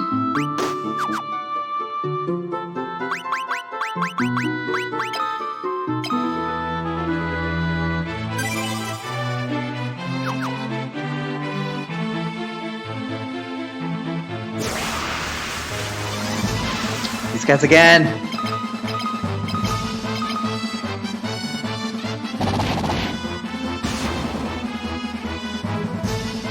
For some reason they are missing their attacks, which I'm very thankful for, but yeah, I don't want to face against these guys. Staff level increase, that is increased to level 2.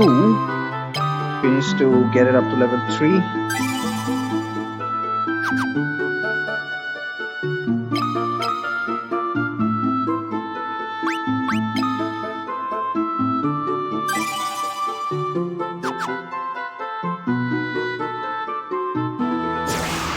Still no adamantoids.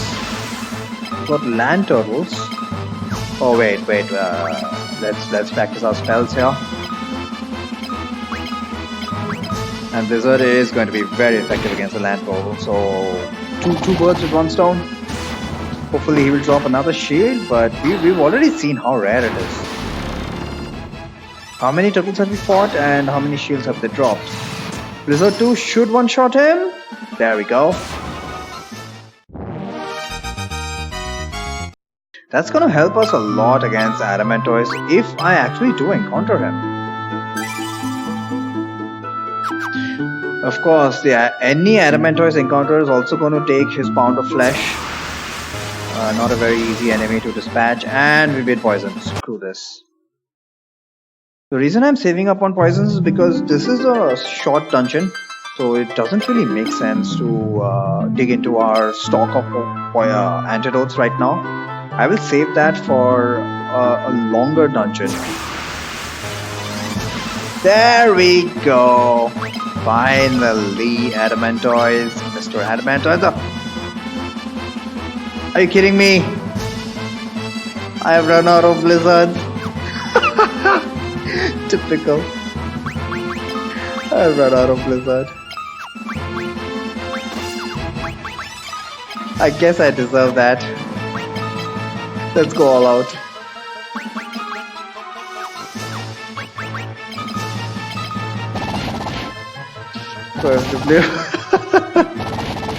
What can I say? Oh, he missed, thank God. Just like the land turtle, the Adamantoise also has 0 speed. So there's a very good chance that all of our party members are going to get their turn before the Adamantoise. But there's a bit of randomness. Shield level increased to level 2, right? Yeah. He needs level 3.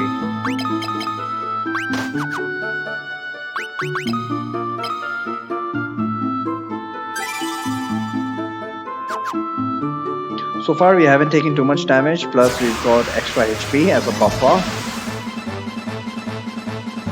Plus, these guys seem to be missing a lot, I don't know why.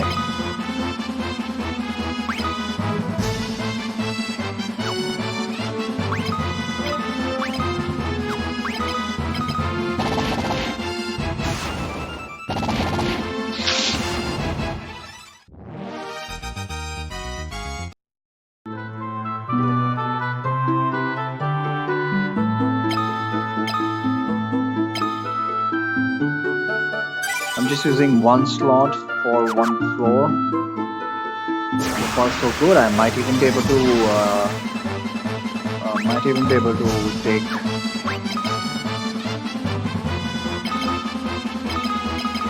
the boss encounter, the monster in a box. Desperately hoping for a warp drop though. HP increase, shield increase, so shield up to level 4, level 3, level 3, okay, cool. Shield up to level 3, that's cool. Let's focus on getting everybody up to level 4 in shields, which is going to be significantly more difficult.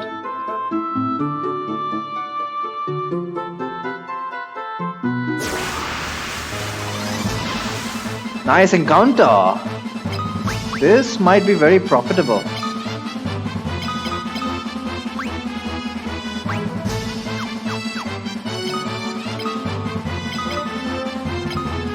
Trying to space out my attacks appropriately. 94! Damn it! That's how much the damage is reduced because of a shield. Take a look at how much Naruto is going to 400! Oh yeah! So the damage goes from 400 to less than 100 because of a shield. Yeah. But, well, the shield is so important in FF2, no way in hell. Especially getting shield levels early on. Even if I'm not going to use a shield for certain fights, which I can change during battle itself, it's all about preparation. Staff level increase, HP, and did we get any drops? Please! Fuck! Did not get a single drop from the encounter? those ogre mages have a very, very high chance of dropping something. Very disappointed.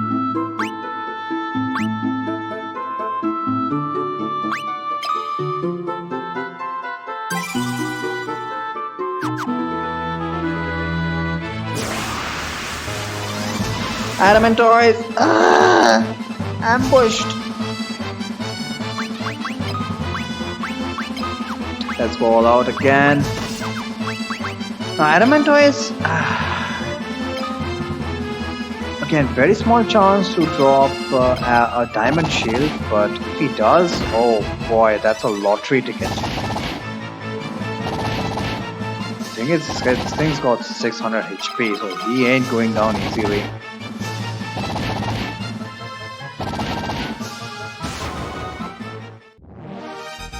Sakura has other plans.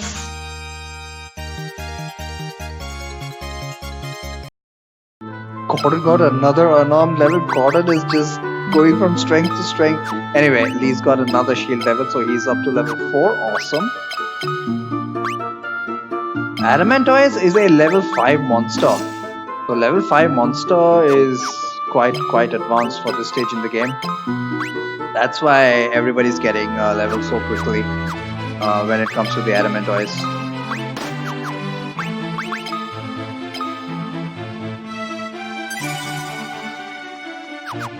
Let's see, we are getting pretty close to the boss. Let's see if we can actually handle him. I mean, I don't doubt that we can actually take him on, but then the other question is getting out of this dungeon. Sakura is down to less than 100 HP. I have exactly 1 potion. Can I do this? Can I do this is the question.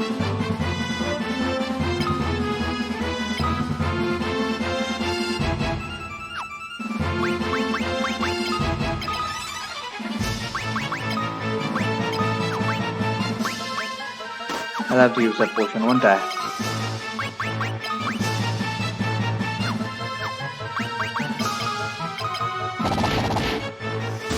I must say, I shot on Gordon at the beginning, but he seems to be contributing significantly. He's up to 260 HP now. Dude actually managed to survive.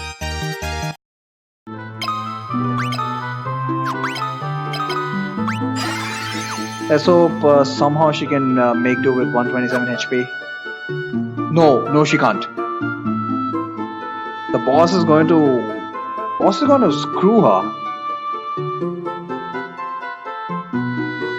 Oh man, we need to be at a decent HP value for the boss.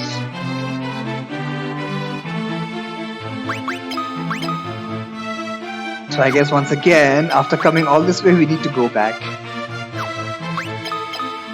Level 3, okay. I guess nobody attacked Naruto. God damn it. He's still at 420 HP. 420 by the way.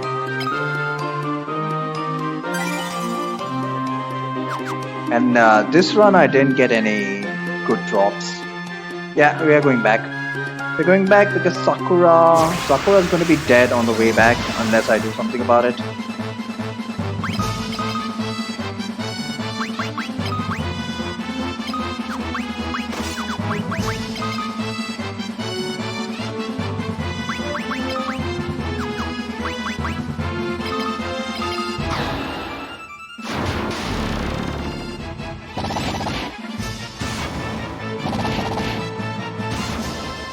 This is what I'm talking about. Gordon is contributing significantly. Naruto got an MP up. Why? Oh yeah, I used blind on him.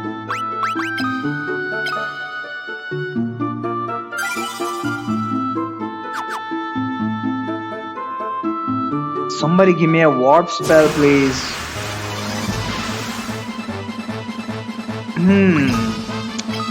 This is when I'm gonna start using the damn Hellfire.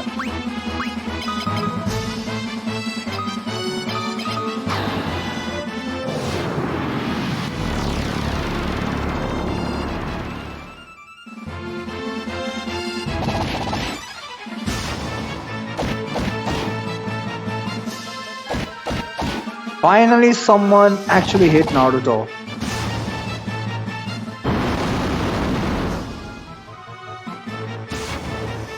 Please let the Hellfire remain.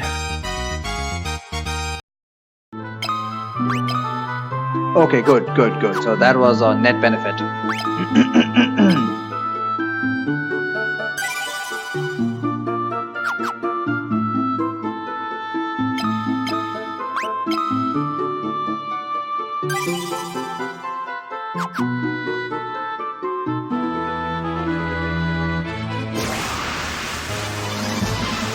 These guys again.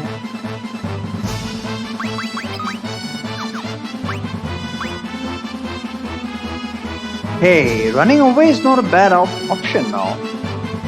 With the shield, and at shield level 3, should have a decent amount of evade. You know what, let's just run away. Yeah, all we want to do is get the hell out of here. Get the hell out of here.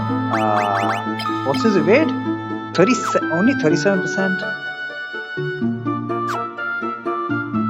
Whatever. Still better than nothing. We just want to get the hell out of here.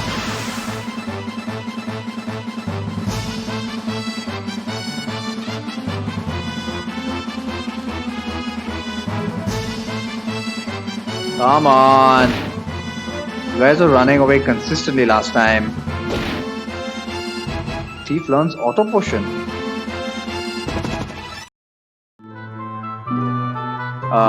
What do you have to do to unlock Thief?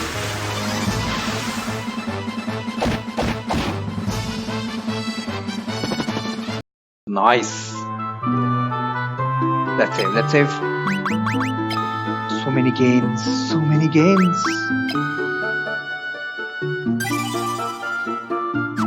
Thief is Squire 2. Wait, what? Squire 2. Then what was Ninja? Oh, Ninja was Time Mage 2. Time Mage was Time Mage. You said Time Mage was one of the base jobs, right?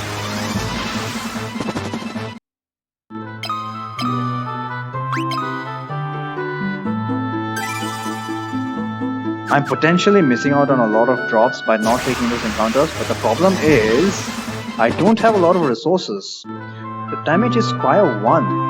Yeah, I see. So what jobs did you start with if damage is Squire 1? What kind of randomization was that? That is super lucky. I would pursue your text file with the job tree. Is it okay if you actually spoil that for yourself? Alright, made it out.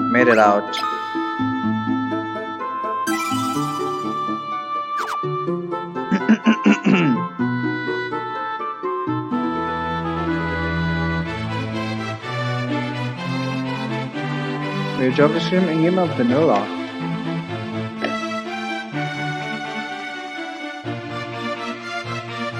So what? Like if you start with the base jobs, you would have no idea.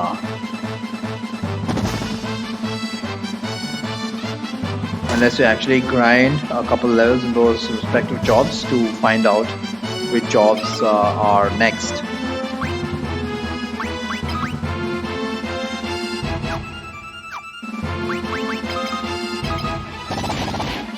Isn't it?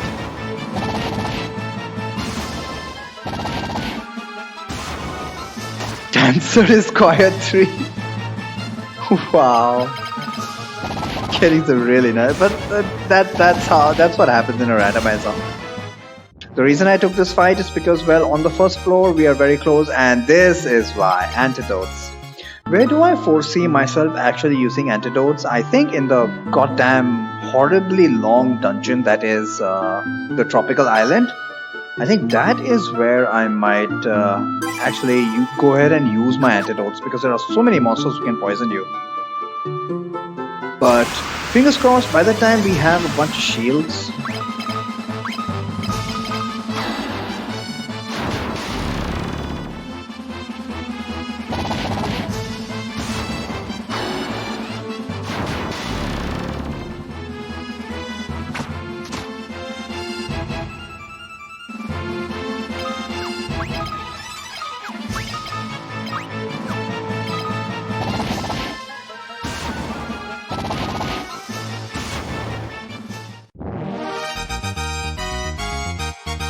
Another potion, thank you very much. I will actually go ahead and use that. Remember I said that the utility of potions drops rapidly the more HP we get on our characters. So potions are at their most valuable right now. Eye drops, I'm definitely going to be using a lot of eye drops in the Dreadnought. After that, I mean darkness. Darkness is very troublesome throughout the game. But I foresee that after the Dreadnought, we're not going to be afflicted with darkness too much. At least that's the expectation. What was I doing? Yeah. Staff. She's got staff level 3. Naruto's working on shield level 3. And Sakura is working on staff level 3. Oops.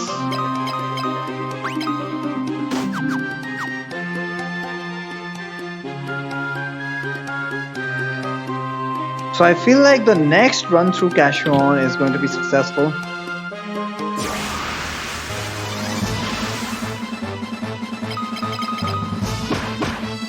Especially with Gordon contributing so significantly. More antidotes, wow. Got a whole bunch of drops on the way back.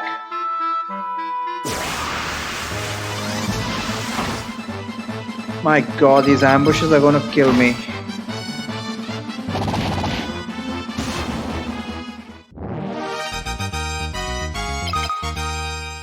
As long as they keep dropping.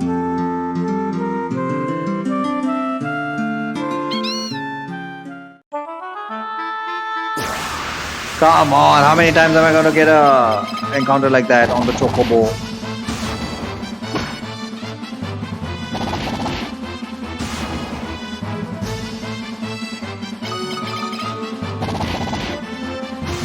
As far as possible, I'm gonna try and not cheese the evasion mechanic by just having 1% of the front row. Now that we do have shields, that's a completely legit. That's a totally legit strategy. But that would only be a short term. That would only be a short term strategy, unfortunately. Is anybody blinded? Nope. This time for a change, nobody's blinded. Gordon is dead, so we need revivification. Otherwise, I would have gone straight to Cashuon. Not Cashuon. Poft. Just heal up and take the airship back to Cashuon.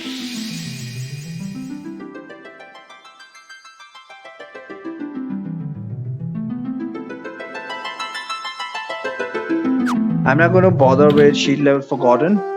Even though he is contributing, that's just going to be a time sink. And since I don't want to spend any time grinding whatsoever, I mean, quote unquote grinding.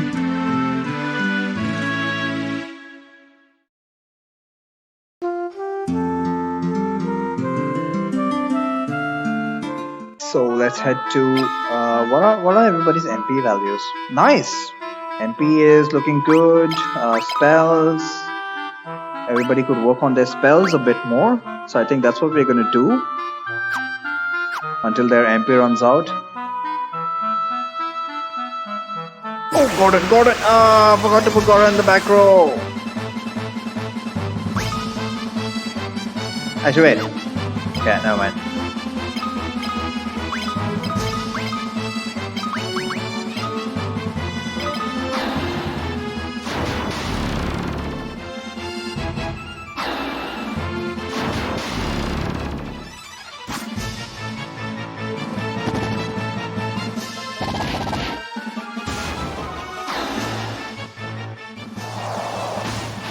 It's funny that Lee is the only one who has a damage spell.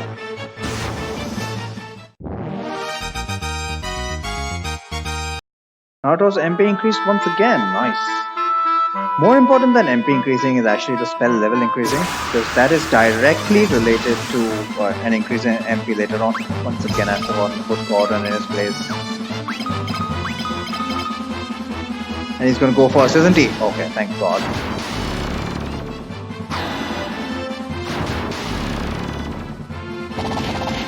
Damn it, Gordon! Let's put him in the back row. so that everybody can get a turn. Thank you very much.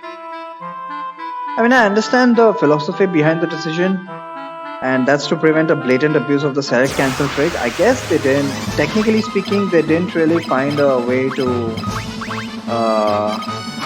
nullify the select cancel glitch, because of which they had to make sure that unless the character actually took his action, he would not get the experience, which makes sense logically as well. I'm not going to argue against that. But then you have situations like this where if someone else takes his turn and that's the end of the fight, then the one you need to give experience to does not get it. Maybe one potential solution is, if it's at the end of the fight, then just allocate whatever was selected. But then how would you get into the technical thing? You actually randomize monsters. You're a monster. What did you get? Don't tell me you got the red chocobo right off the bat. that would serve you right. MP increase, intelligence increase, and HP MP. Nice, everything is increasing. Blizzard level increase, that'll help against Adamantoids if I actually have MP left.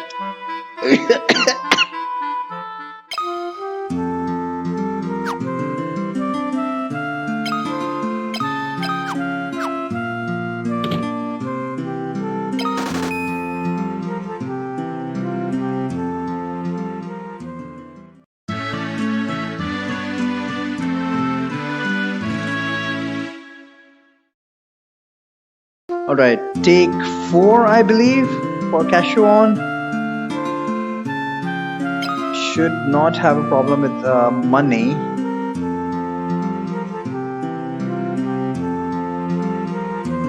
Okay.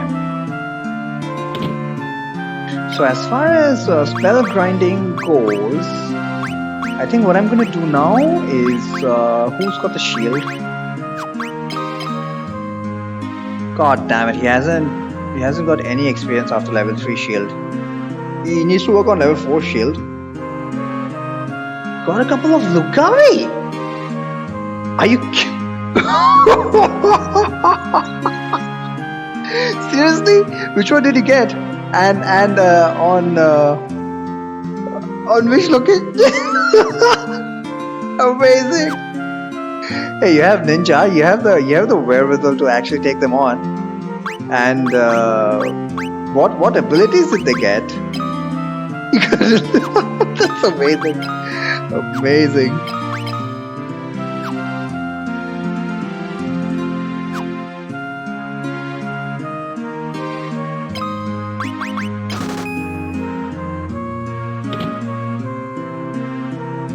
Map by 200 damage against my 40 HP. Okay. Yeah. Can't handle them. Wow. Which Lucavi was it? Forgot to save. God damn it. Might as well save here. Might as well.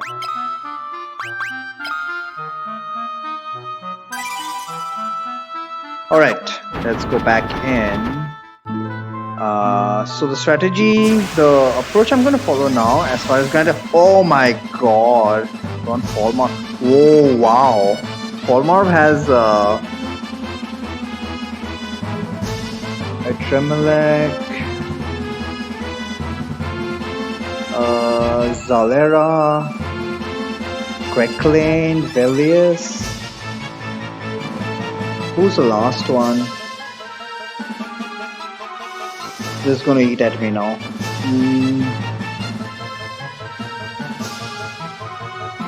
It's something with M, isn't it?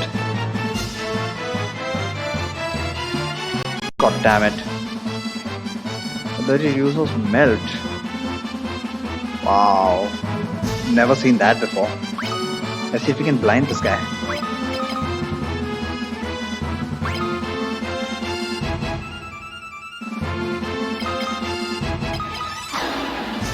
Gordon should single-handedly be able to take this guy on.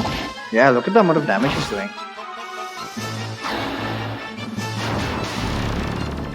I should not be using Blizzard. I should be saving up those Blizzard for Adamantoid fights, but screw that. Screw that. that you need different flags now.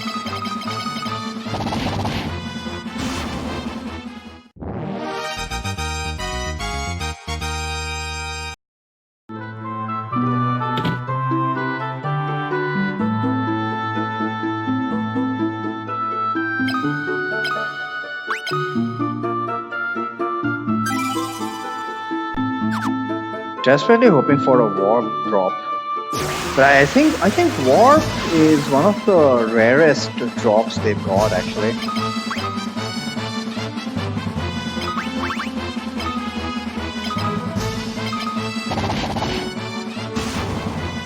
So it's no wonder.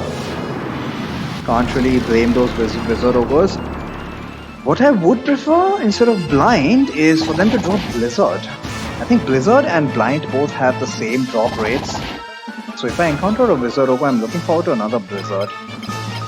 Any damage magic I can get is going to remain useful throughout the game. Now blind, I think blind is going to fall in utility because we are going to start facing off against monsters which don't have just physical attacks, and even if they do, it's not terribly useful blind, because as I said, it just halves accuracy and essentially it's half damage. Half of 1000 damage is still 500 damage. I would rather, and plus once I get shields, it's not a big deal. Tanking physical damage is not a big deal.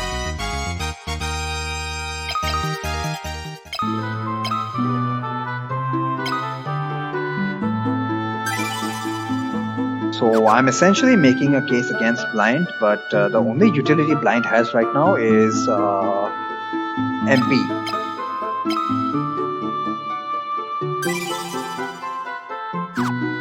Grinding MP.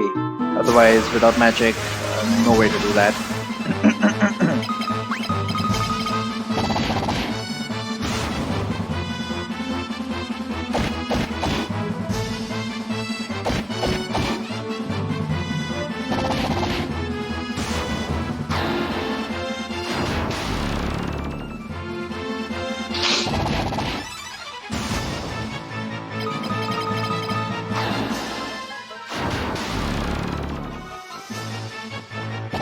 Doesn't really matter if blind works or not, as long as she's using up her MP and blind level is increasing. Sakura got... What? She had the shield? Or did I misread? I think I misread. Naruto has the shield. Yeah, he's got shield level 4, exactly.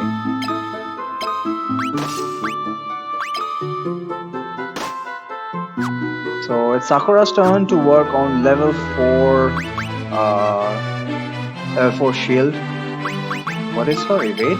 Evade is up to 48%. Oh my god. So that's gonna make things a lot easier for running away. And this place is full of runnables, so I'm appreciative of that.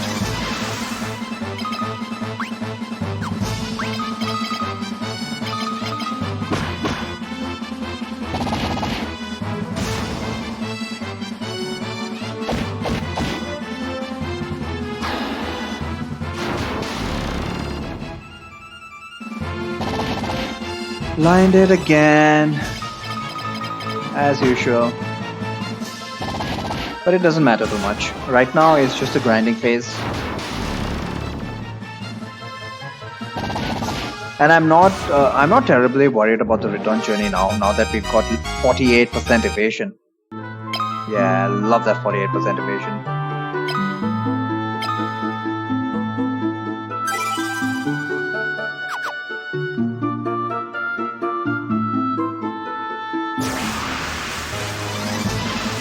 Oh my god, these constant ambushes.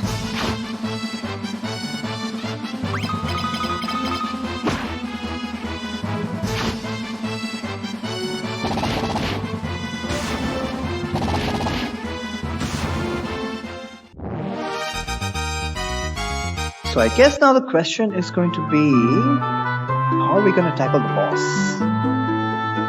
I guess it's just going to be full DPS. He is immune to all of the black magic that we got, so that's not an option.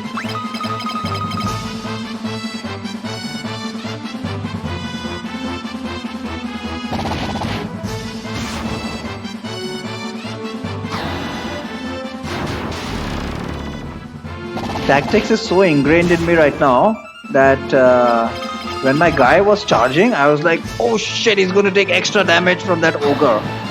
And that ogre just missed. Oh my god, I don't know why they introduced that charge mechanic if they didn't want us to charge in the first place. Bastards. Another mithril mace. Don't really care. Mithril mace, our bare fists are far more powerful than the mithril mace. So she's up to level 4 in mace and shield as well. Up to 55% evade. Nice. What about the others? Level 3 in mace, level 1. Oh shit, this guy needs to start working on staff.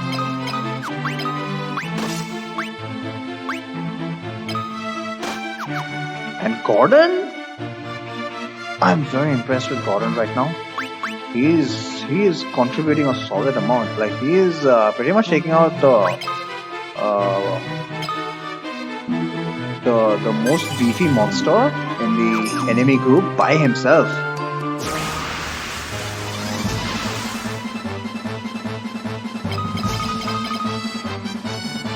Missed. Come on. That's okay. So now that Sakura has 55% evasion, I think it's a guarantee that she will get her turn first. Not as far as the enemies are concerned. The enemies sometimes might still outspeed her, but she's definitely going to outspeed everybody else in our group at least. So there is a little bit of consistency there. And once we get more shields, probably we'll start to see more.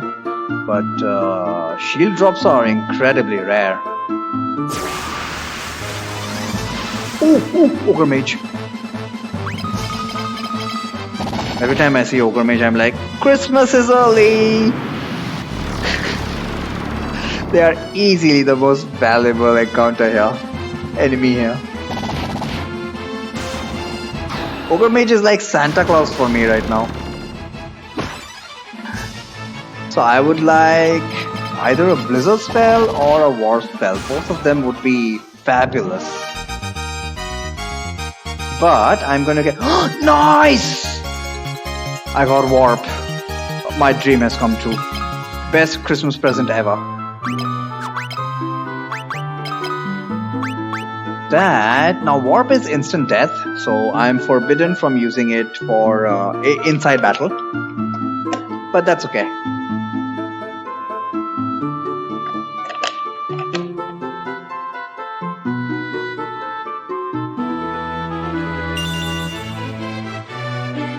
Now, unlike teleport, Warp only takes us back one floor. So I need to keep track of how many floors there are, because I need to make sure that Sakura has that much MP actually available. Everybody's inflicted with darkness. Should I go out, or should I try and continue? Let's see how far we can go. Now that everybody's inflicted with darkness, our chances of survival have gone down rapidly, because we are going to get a lower number of hits, and I think the boss is pretty much out of question right now. But we can get into more of these encounters.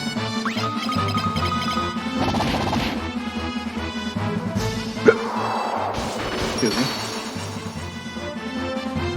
Let's hope Papa Ogre Mage gives us some more goodies.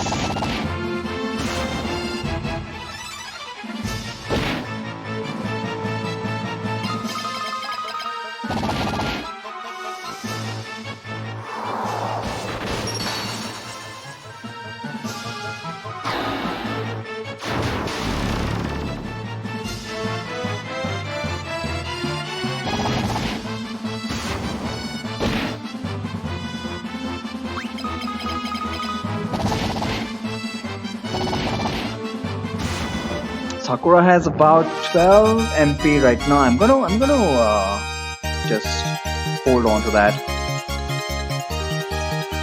Sleep? Say what? I didn't know they could drop sleep.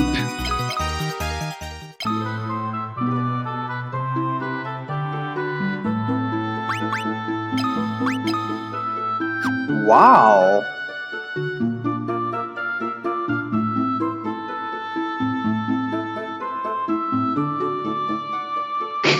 Resident sleeper Tom. I need to decide whose sleep should go on. And should we immediately start grinding that up? Sleep, I would say sleep is far, far more effective than blind. You know what? That's exactly what we're going to do. So her weapon of Sakura's weapon of choice from now on is going to be sleep instead of blind. We do have blind on this guy anyway. What's his name? Naruto. So if we ever needed it, it's there. But yeah, our main weapon of choice is going to be sleep. It's going to be a short fight. Random formations fucking dropped me on Miluta. I see. So the objectives and the maps did not change, did they? There's a square behind her. That's very convenient.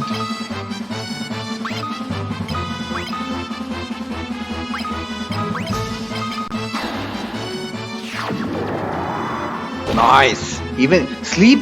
I believe sleep is as accurate as blind. But blind will just halve the damage that the enemies do. Sleep will just put them out of commission. And unlike the NES version where sleep was bugged and enemies were guaranteed to wake up at the end of the turn.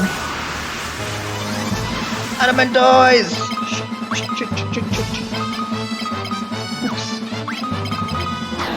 Map changes are random because there's unused maps in the mix. But 90% are the same as well as the objectives, huh? Interesting.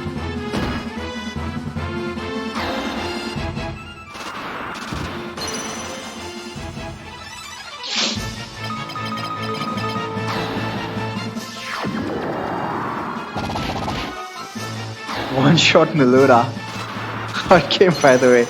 Don't you dare say hard game, by the way, after facing off to Lukavi.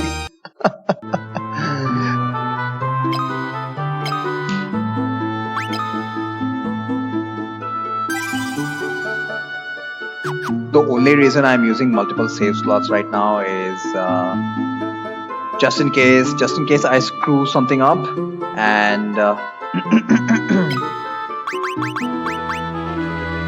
Sakura is left with an insufficient amount of HP, MP to make it out of this dungeon. So we can actually take this monster in a box now, which is just a bunch of mines.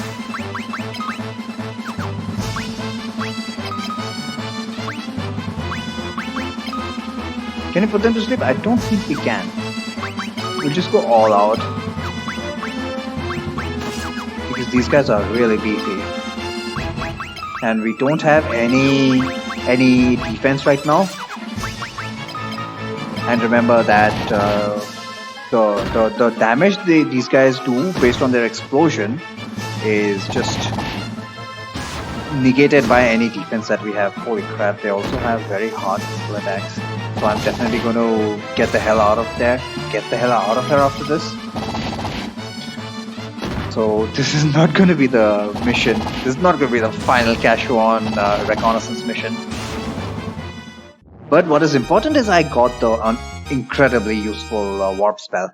That is the most important thing. And I also got the golden armor here, which obviously I'm going to discard.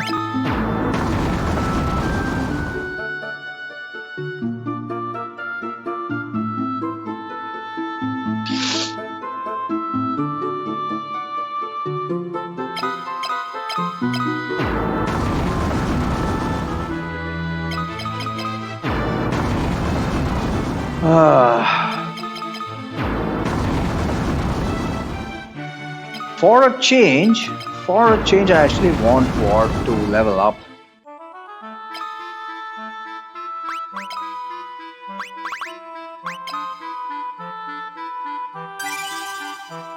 Even if it goes all the way up to level 10, that'll let me exit Mysidia Tower instantly. and at least I'll be able to figure out accurately. I'll be able to accurately figure out exactly how much MP I need to save on Sakura. I just thought of something. Sakura needs to be alive. At any point in time, if she dies, I'm completely screwed because she's the only one with warp. Holy crap, I'm glad I thought of that.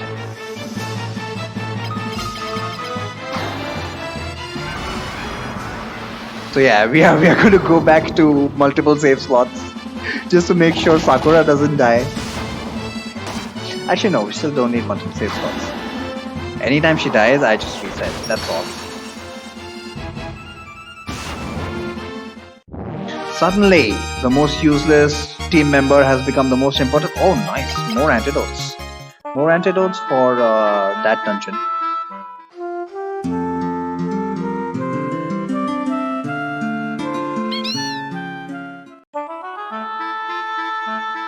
Thank God, this time I didn't get an encounter on the Chocobo.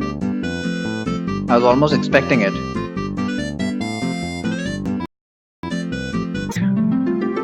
I think we're back. We gotta remove everyone's darkness now. God damn it.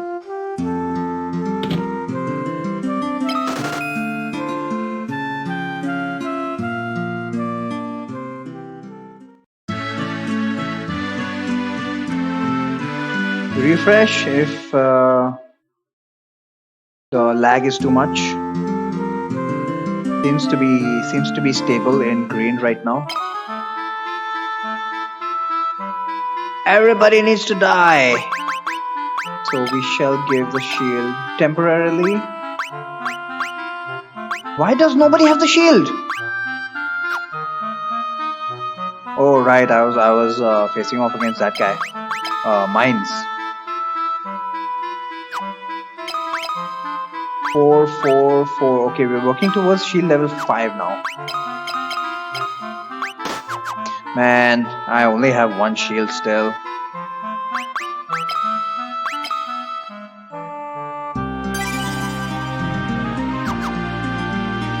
Come on.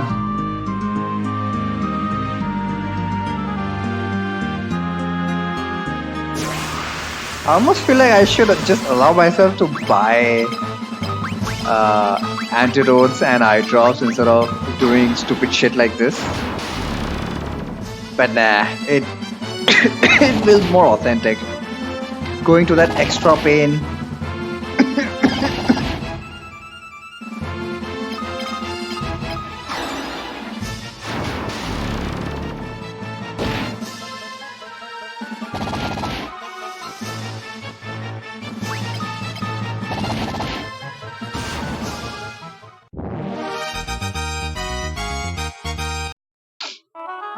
Okay, let's revive everybody and let's go for take 5 for Cashuon.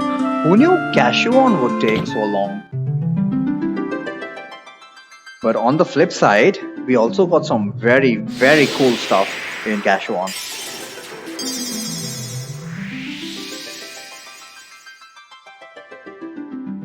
And that is going to give us a very significant platform for the rest of the game.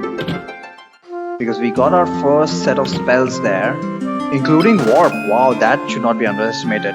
But the most useful thing we got was a shield. Now, the problem I foresee as we progress is a lack of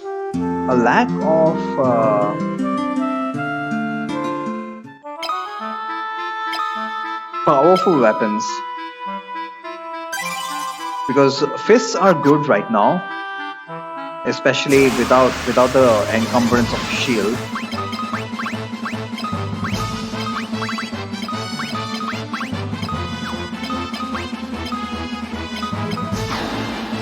But yeah, they're gonna die down very, very quickly, starting from the next dungeon. So I'm worried about that. So what that means is I'm probably going to have to I'm probably going to have to forego a shield, well, anyway, I have to forego a shield for 2 of my guys, but we're going to have to rely on bare fists for at least the next dungeon. But what about after that? So the struggles are beginning now.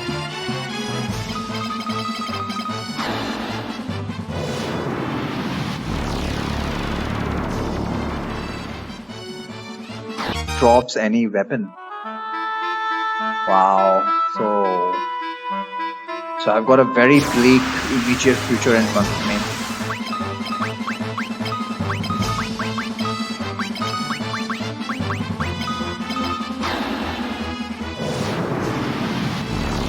I'm just trying to grind these spells and MP if possible on the way, because why not?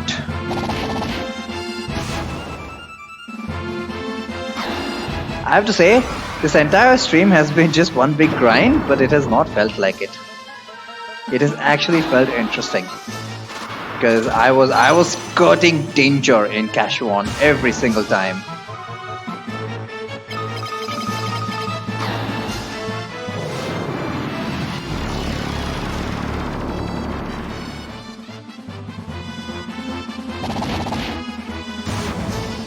Also, it has given me appreciation for Gordon.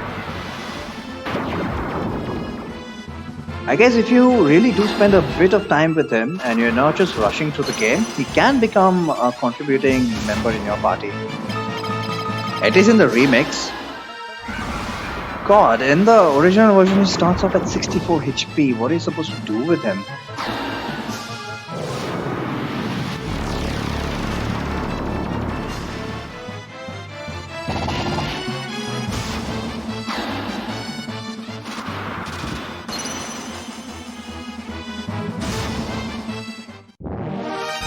MP?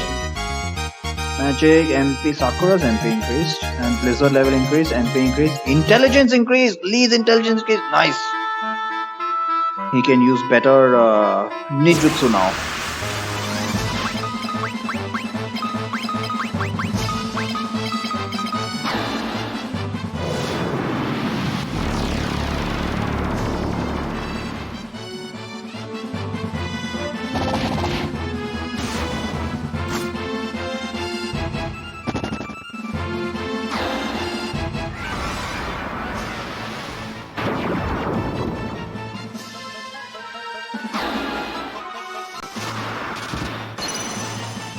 Blizzard up to level 4, so that'll help. I keep saying that'll help against the Adamantoise, but I've hardly run into any Adamantoise.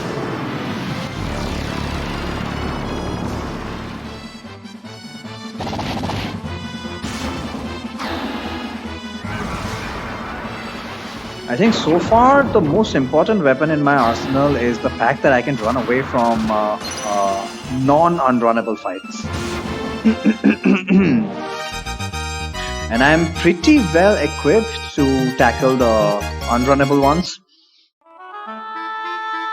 So I'm quietly confident. So I've been thinking about the conundrum that we are facing right now, and the fact that we won't have access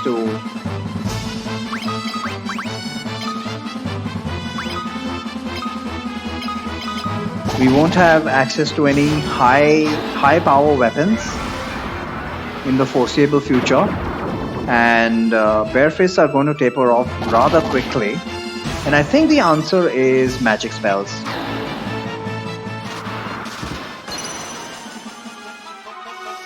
So even though the damage is not going to be stellar and we're going to be restricted in terms of we're going to be limited by the amount of MP that we have, we probably need to grind MP.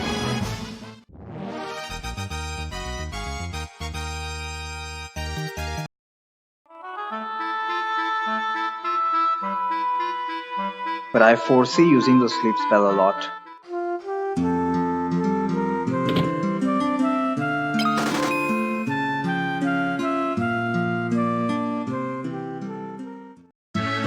Alright, let's go through Kashuan one last time, and if it doesn't work out, then that's gonna be it for today.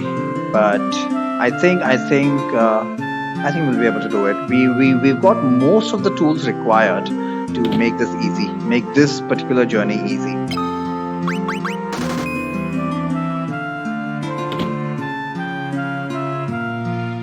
make sure I save.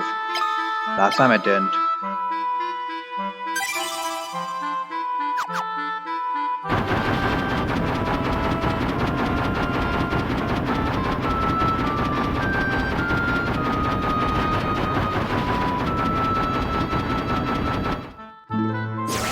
The number of times I've been here, you would have thought I would have encountered at least one Goblin Prince encounter.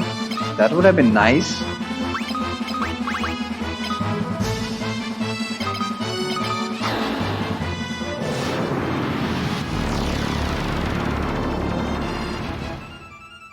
I need to make sure I've got about 6 MP on Sakura to use the warp spell. That's the only disadvantage of the warp spell when compared with the teleport spell. I would say that's a rather big disadvantage.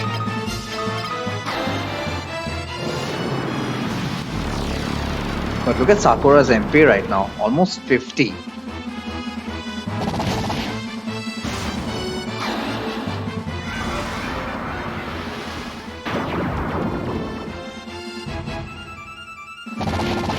Do these things resist sleep or what?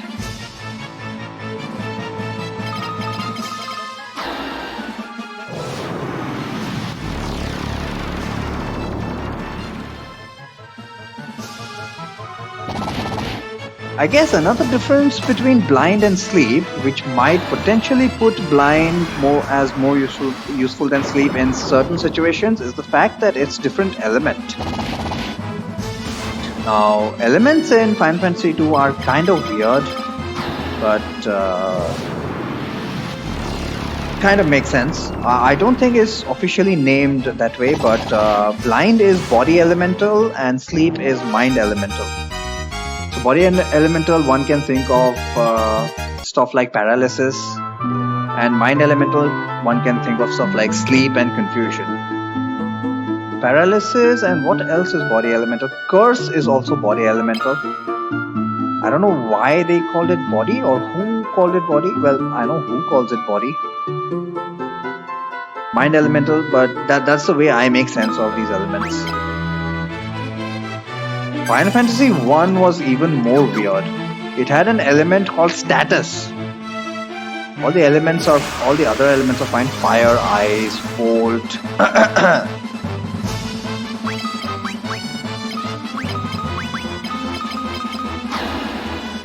But then you've got status element, then you've got time element. I was like, what? Time element? Yeah, I think time and status elements were the only things that didn't really make sense to me in Final Fantasy I. So compared to that, at least this makes sense.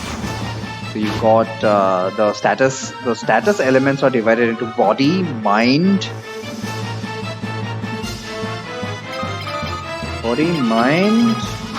death, matter. Yeah, matter. Body, mind, matter, and death. Death is self-explanatory, and there's literally only one thing that comes under the purview of death. That is death itself. Oh wow, that sounded very philosophical. But the other instant death spells are matter element. For example, warp. Warp is an instant death spell with very low accuracy, but well, that is representative of most instant death spells. Teleport, warp,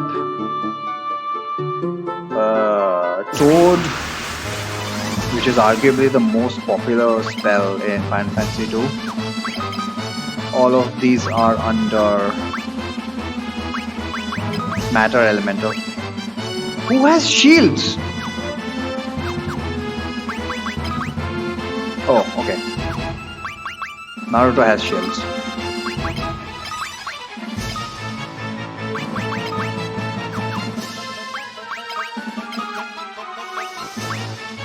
And this guy's supposed to be working on stars, isn't he? Let's see if we can actually take this fight. After the handicap, we put ourselves under.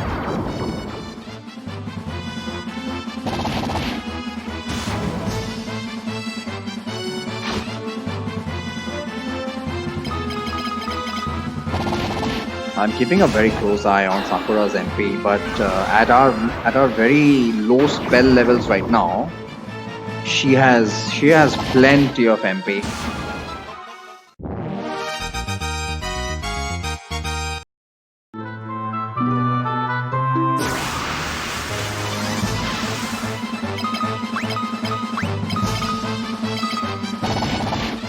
So our next objective is, well, spell levels, MP, all that is coincidental. I'm just trying to grind as we go.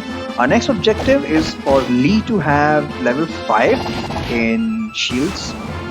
And then we'll keep moving shields around. And associated with that is a level for staves. In fact, I should probably get level 5 in axe before I get level 5 and other stuff. There's a probability of us getting a better axe, or is there? No, we can't get a better axe. I'm trying to think ahead. Oh, there we go. We got a level in staff. Oh shit, there's only a level 3 right now. Never mind, he needs to work on level 4. And who's got the shield? She's working on level 5 in shields. Okay. Long way to go. Right. I'm trying to think ahead, and what drops do we have? Wait a minute. I just thought of something. Now that's not in the near future, but we have a sword drop, and that's one of the best swords in the game. For the stage that we get it. Yeah, we're gonna get the winged sword at Dist. I'm looking forward to that, man. But we have to get lucky, actually. Apart from that, is there any weapon drop that we can get? When is the next chance we can get a weapon upgrade?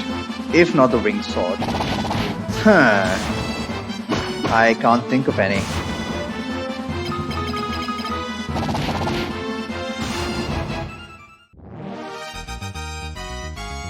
Not until endgame, so that's scary. That is really scary. Which means, for the majority of the game, I'm going to be working with 4 mages.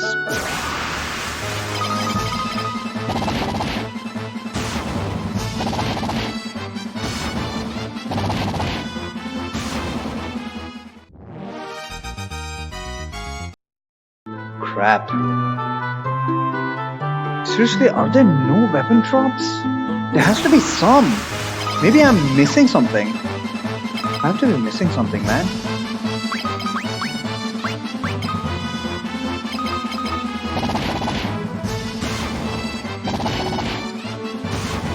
Quite sure we don't get any axe drops until late game. That is a venom axe.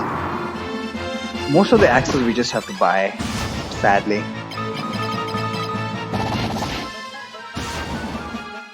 We got the winged sword. Apart from that,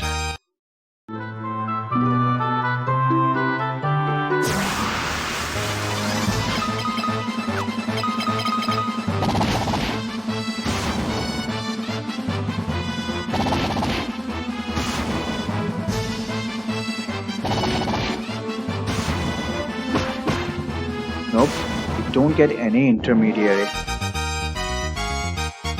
After that, we have to hope for a Ripper from Kotos, which is a very rare drop. Relying on rare drops. Well, we are back. He's back in the game. Okay. Just as I got the Adamantize encounter, dropped a whole bunch of frames. So, fuck you. I'm gonna kill this guy. How dare he? With the Blizzard even. Should be a 1-round fight, right? We got Blizzard level 4. Should do over 400 damage. Haha! Get wrecked. And put him to sleep for good measure. Why is he still alive?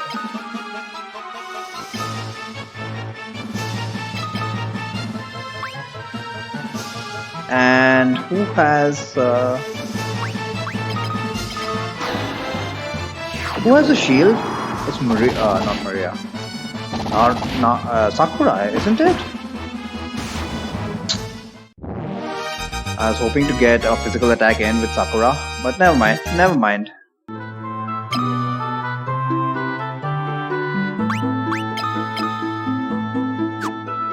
Sakura, she's working on sleep. She's already got sleep level 4. I love how fast these spells level up in the remakes. It makes grinding, especially grind as you go, like I like to do, so easy, just so convenient. No, when did I last save?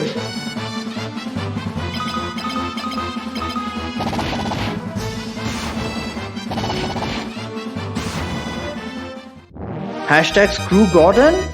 Yeah, you know what? Hashtag screw Gordon. I was so overconfident that I haven't saved since the beginning of the dungeon. Oh, enjoy the poison, by the way. Okay, let's take on the boss. Let's make sure we are well prepared. We are going to punch him to death, which means without shields. We need maximum DPS. Maximum DPS, because he's going to cast a bunch of spells for 2 turns, and then he's going to run out of MP. And his physical attacks is pretty pathetic, so I don't expect any so horrified on the map. Oh my god, I'm burning. Not as much as this sprite though. I love this art, man. Look at that small sliver of flame showing his tongue.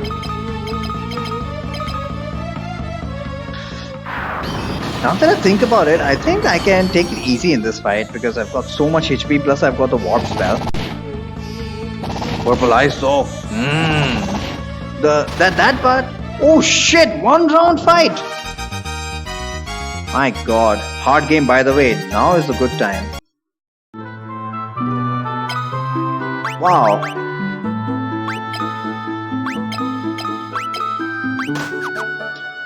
So, all of that preparation. Let's not exit out of here without actually grabbing the Eagle's torch, if you don't mind.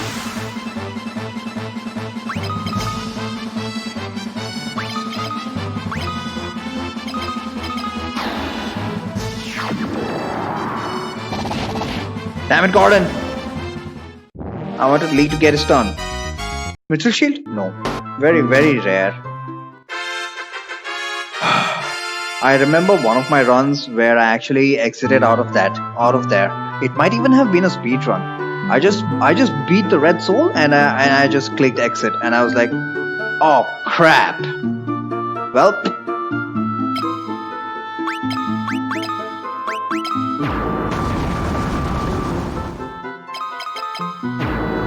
finally managed to get this done today. Cosmic Ray. It's one word, by the way. There we go. Out of this dungeon. Oh, not on number 1. Let's look at this calming cutscene while I have a drink of water. Excuse me? Oh, right. This is another thing that I constantly forget. We actually have to pick up the damn Sunflame. Actually, we're not intended to pick up the Sunflame right now. We are intended to go back and ask Hilda, what are we supposed to do?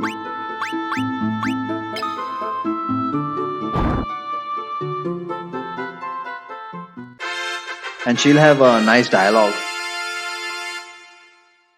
I got the torch, let's head out. Why is the torch not burning? Some questions to be asked. Very pertinent questions.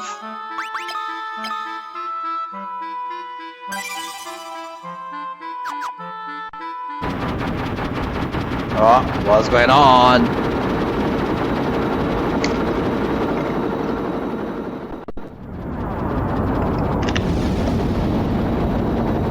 Oh no, I just gotta skip the cutscene. Whatever.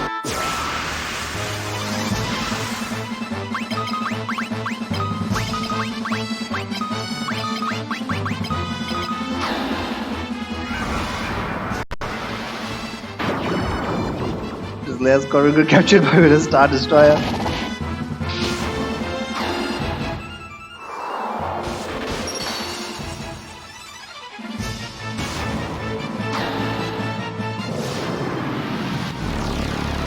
But yeah, I'm gonna head to.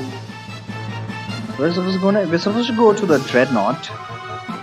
We don't have access to Sid's airship anymore because of that cutscene.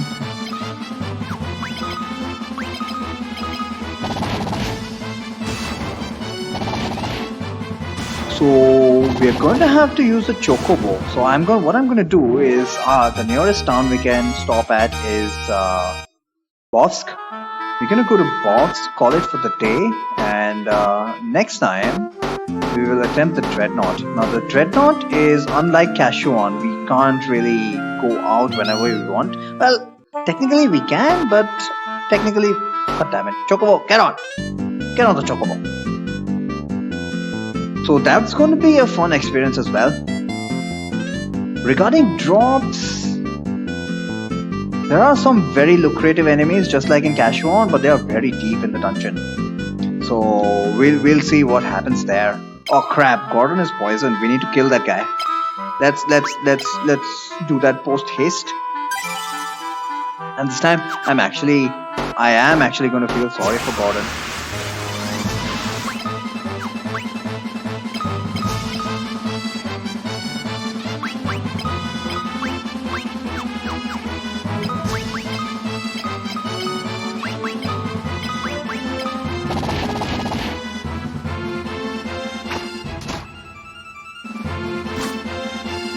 Because he's been nothing but useful, and after all of this grinding, Gordon is actually going to be very useful in the Dreadnought. But remember, we need each and every one of our antidotes for the Dreadnought.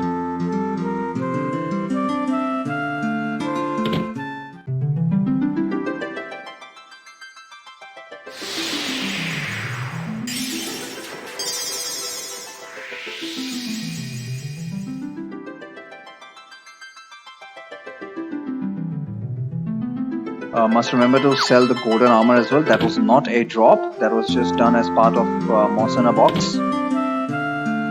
But I think everything else seems fine. We've got 8 antidotes, which means we have only a tolerance of 8. I'm looking forward to that. Mithril Hand, Mithril Mace, golden armor needs to go. I think everything else is fine. Yep.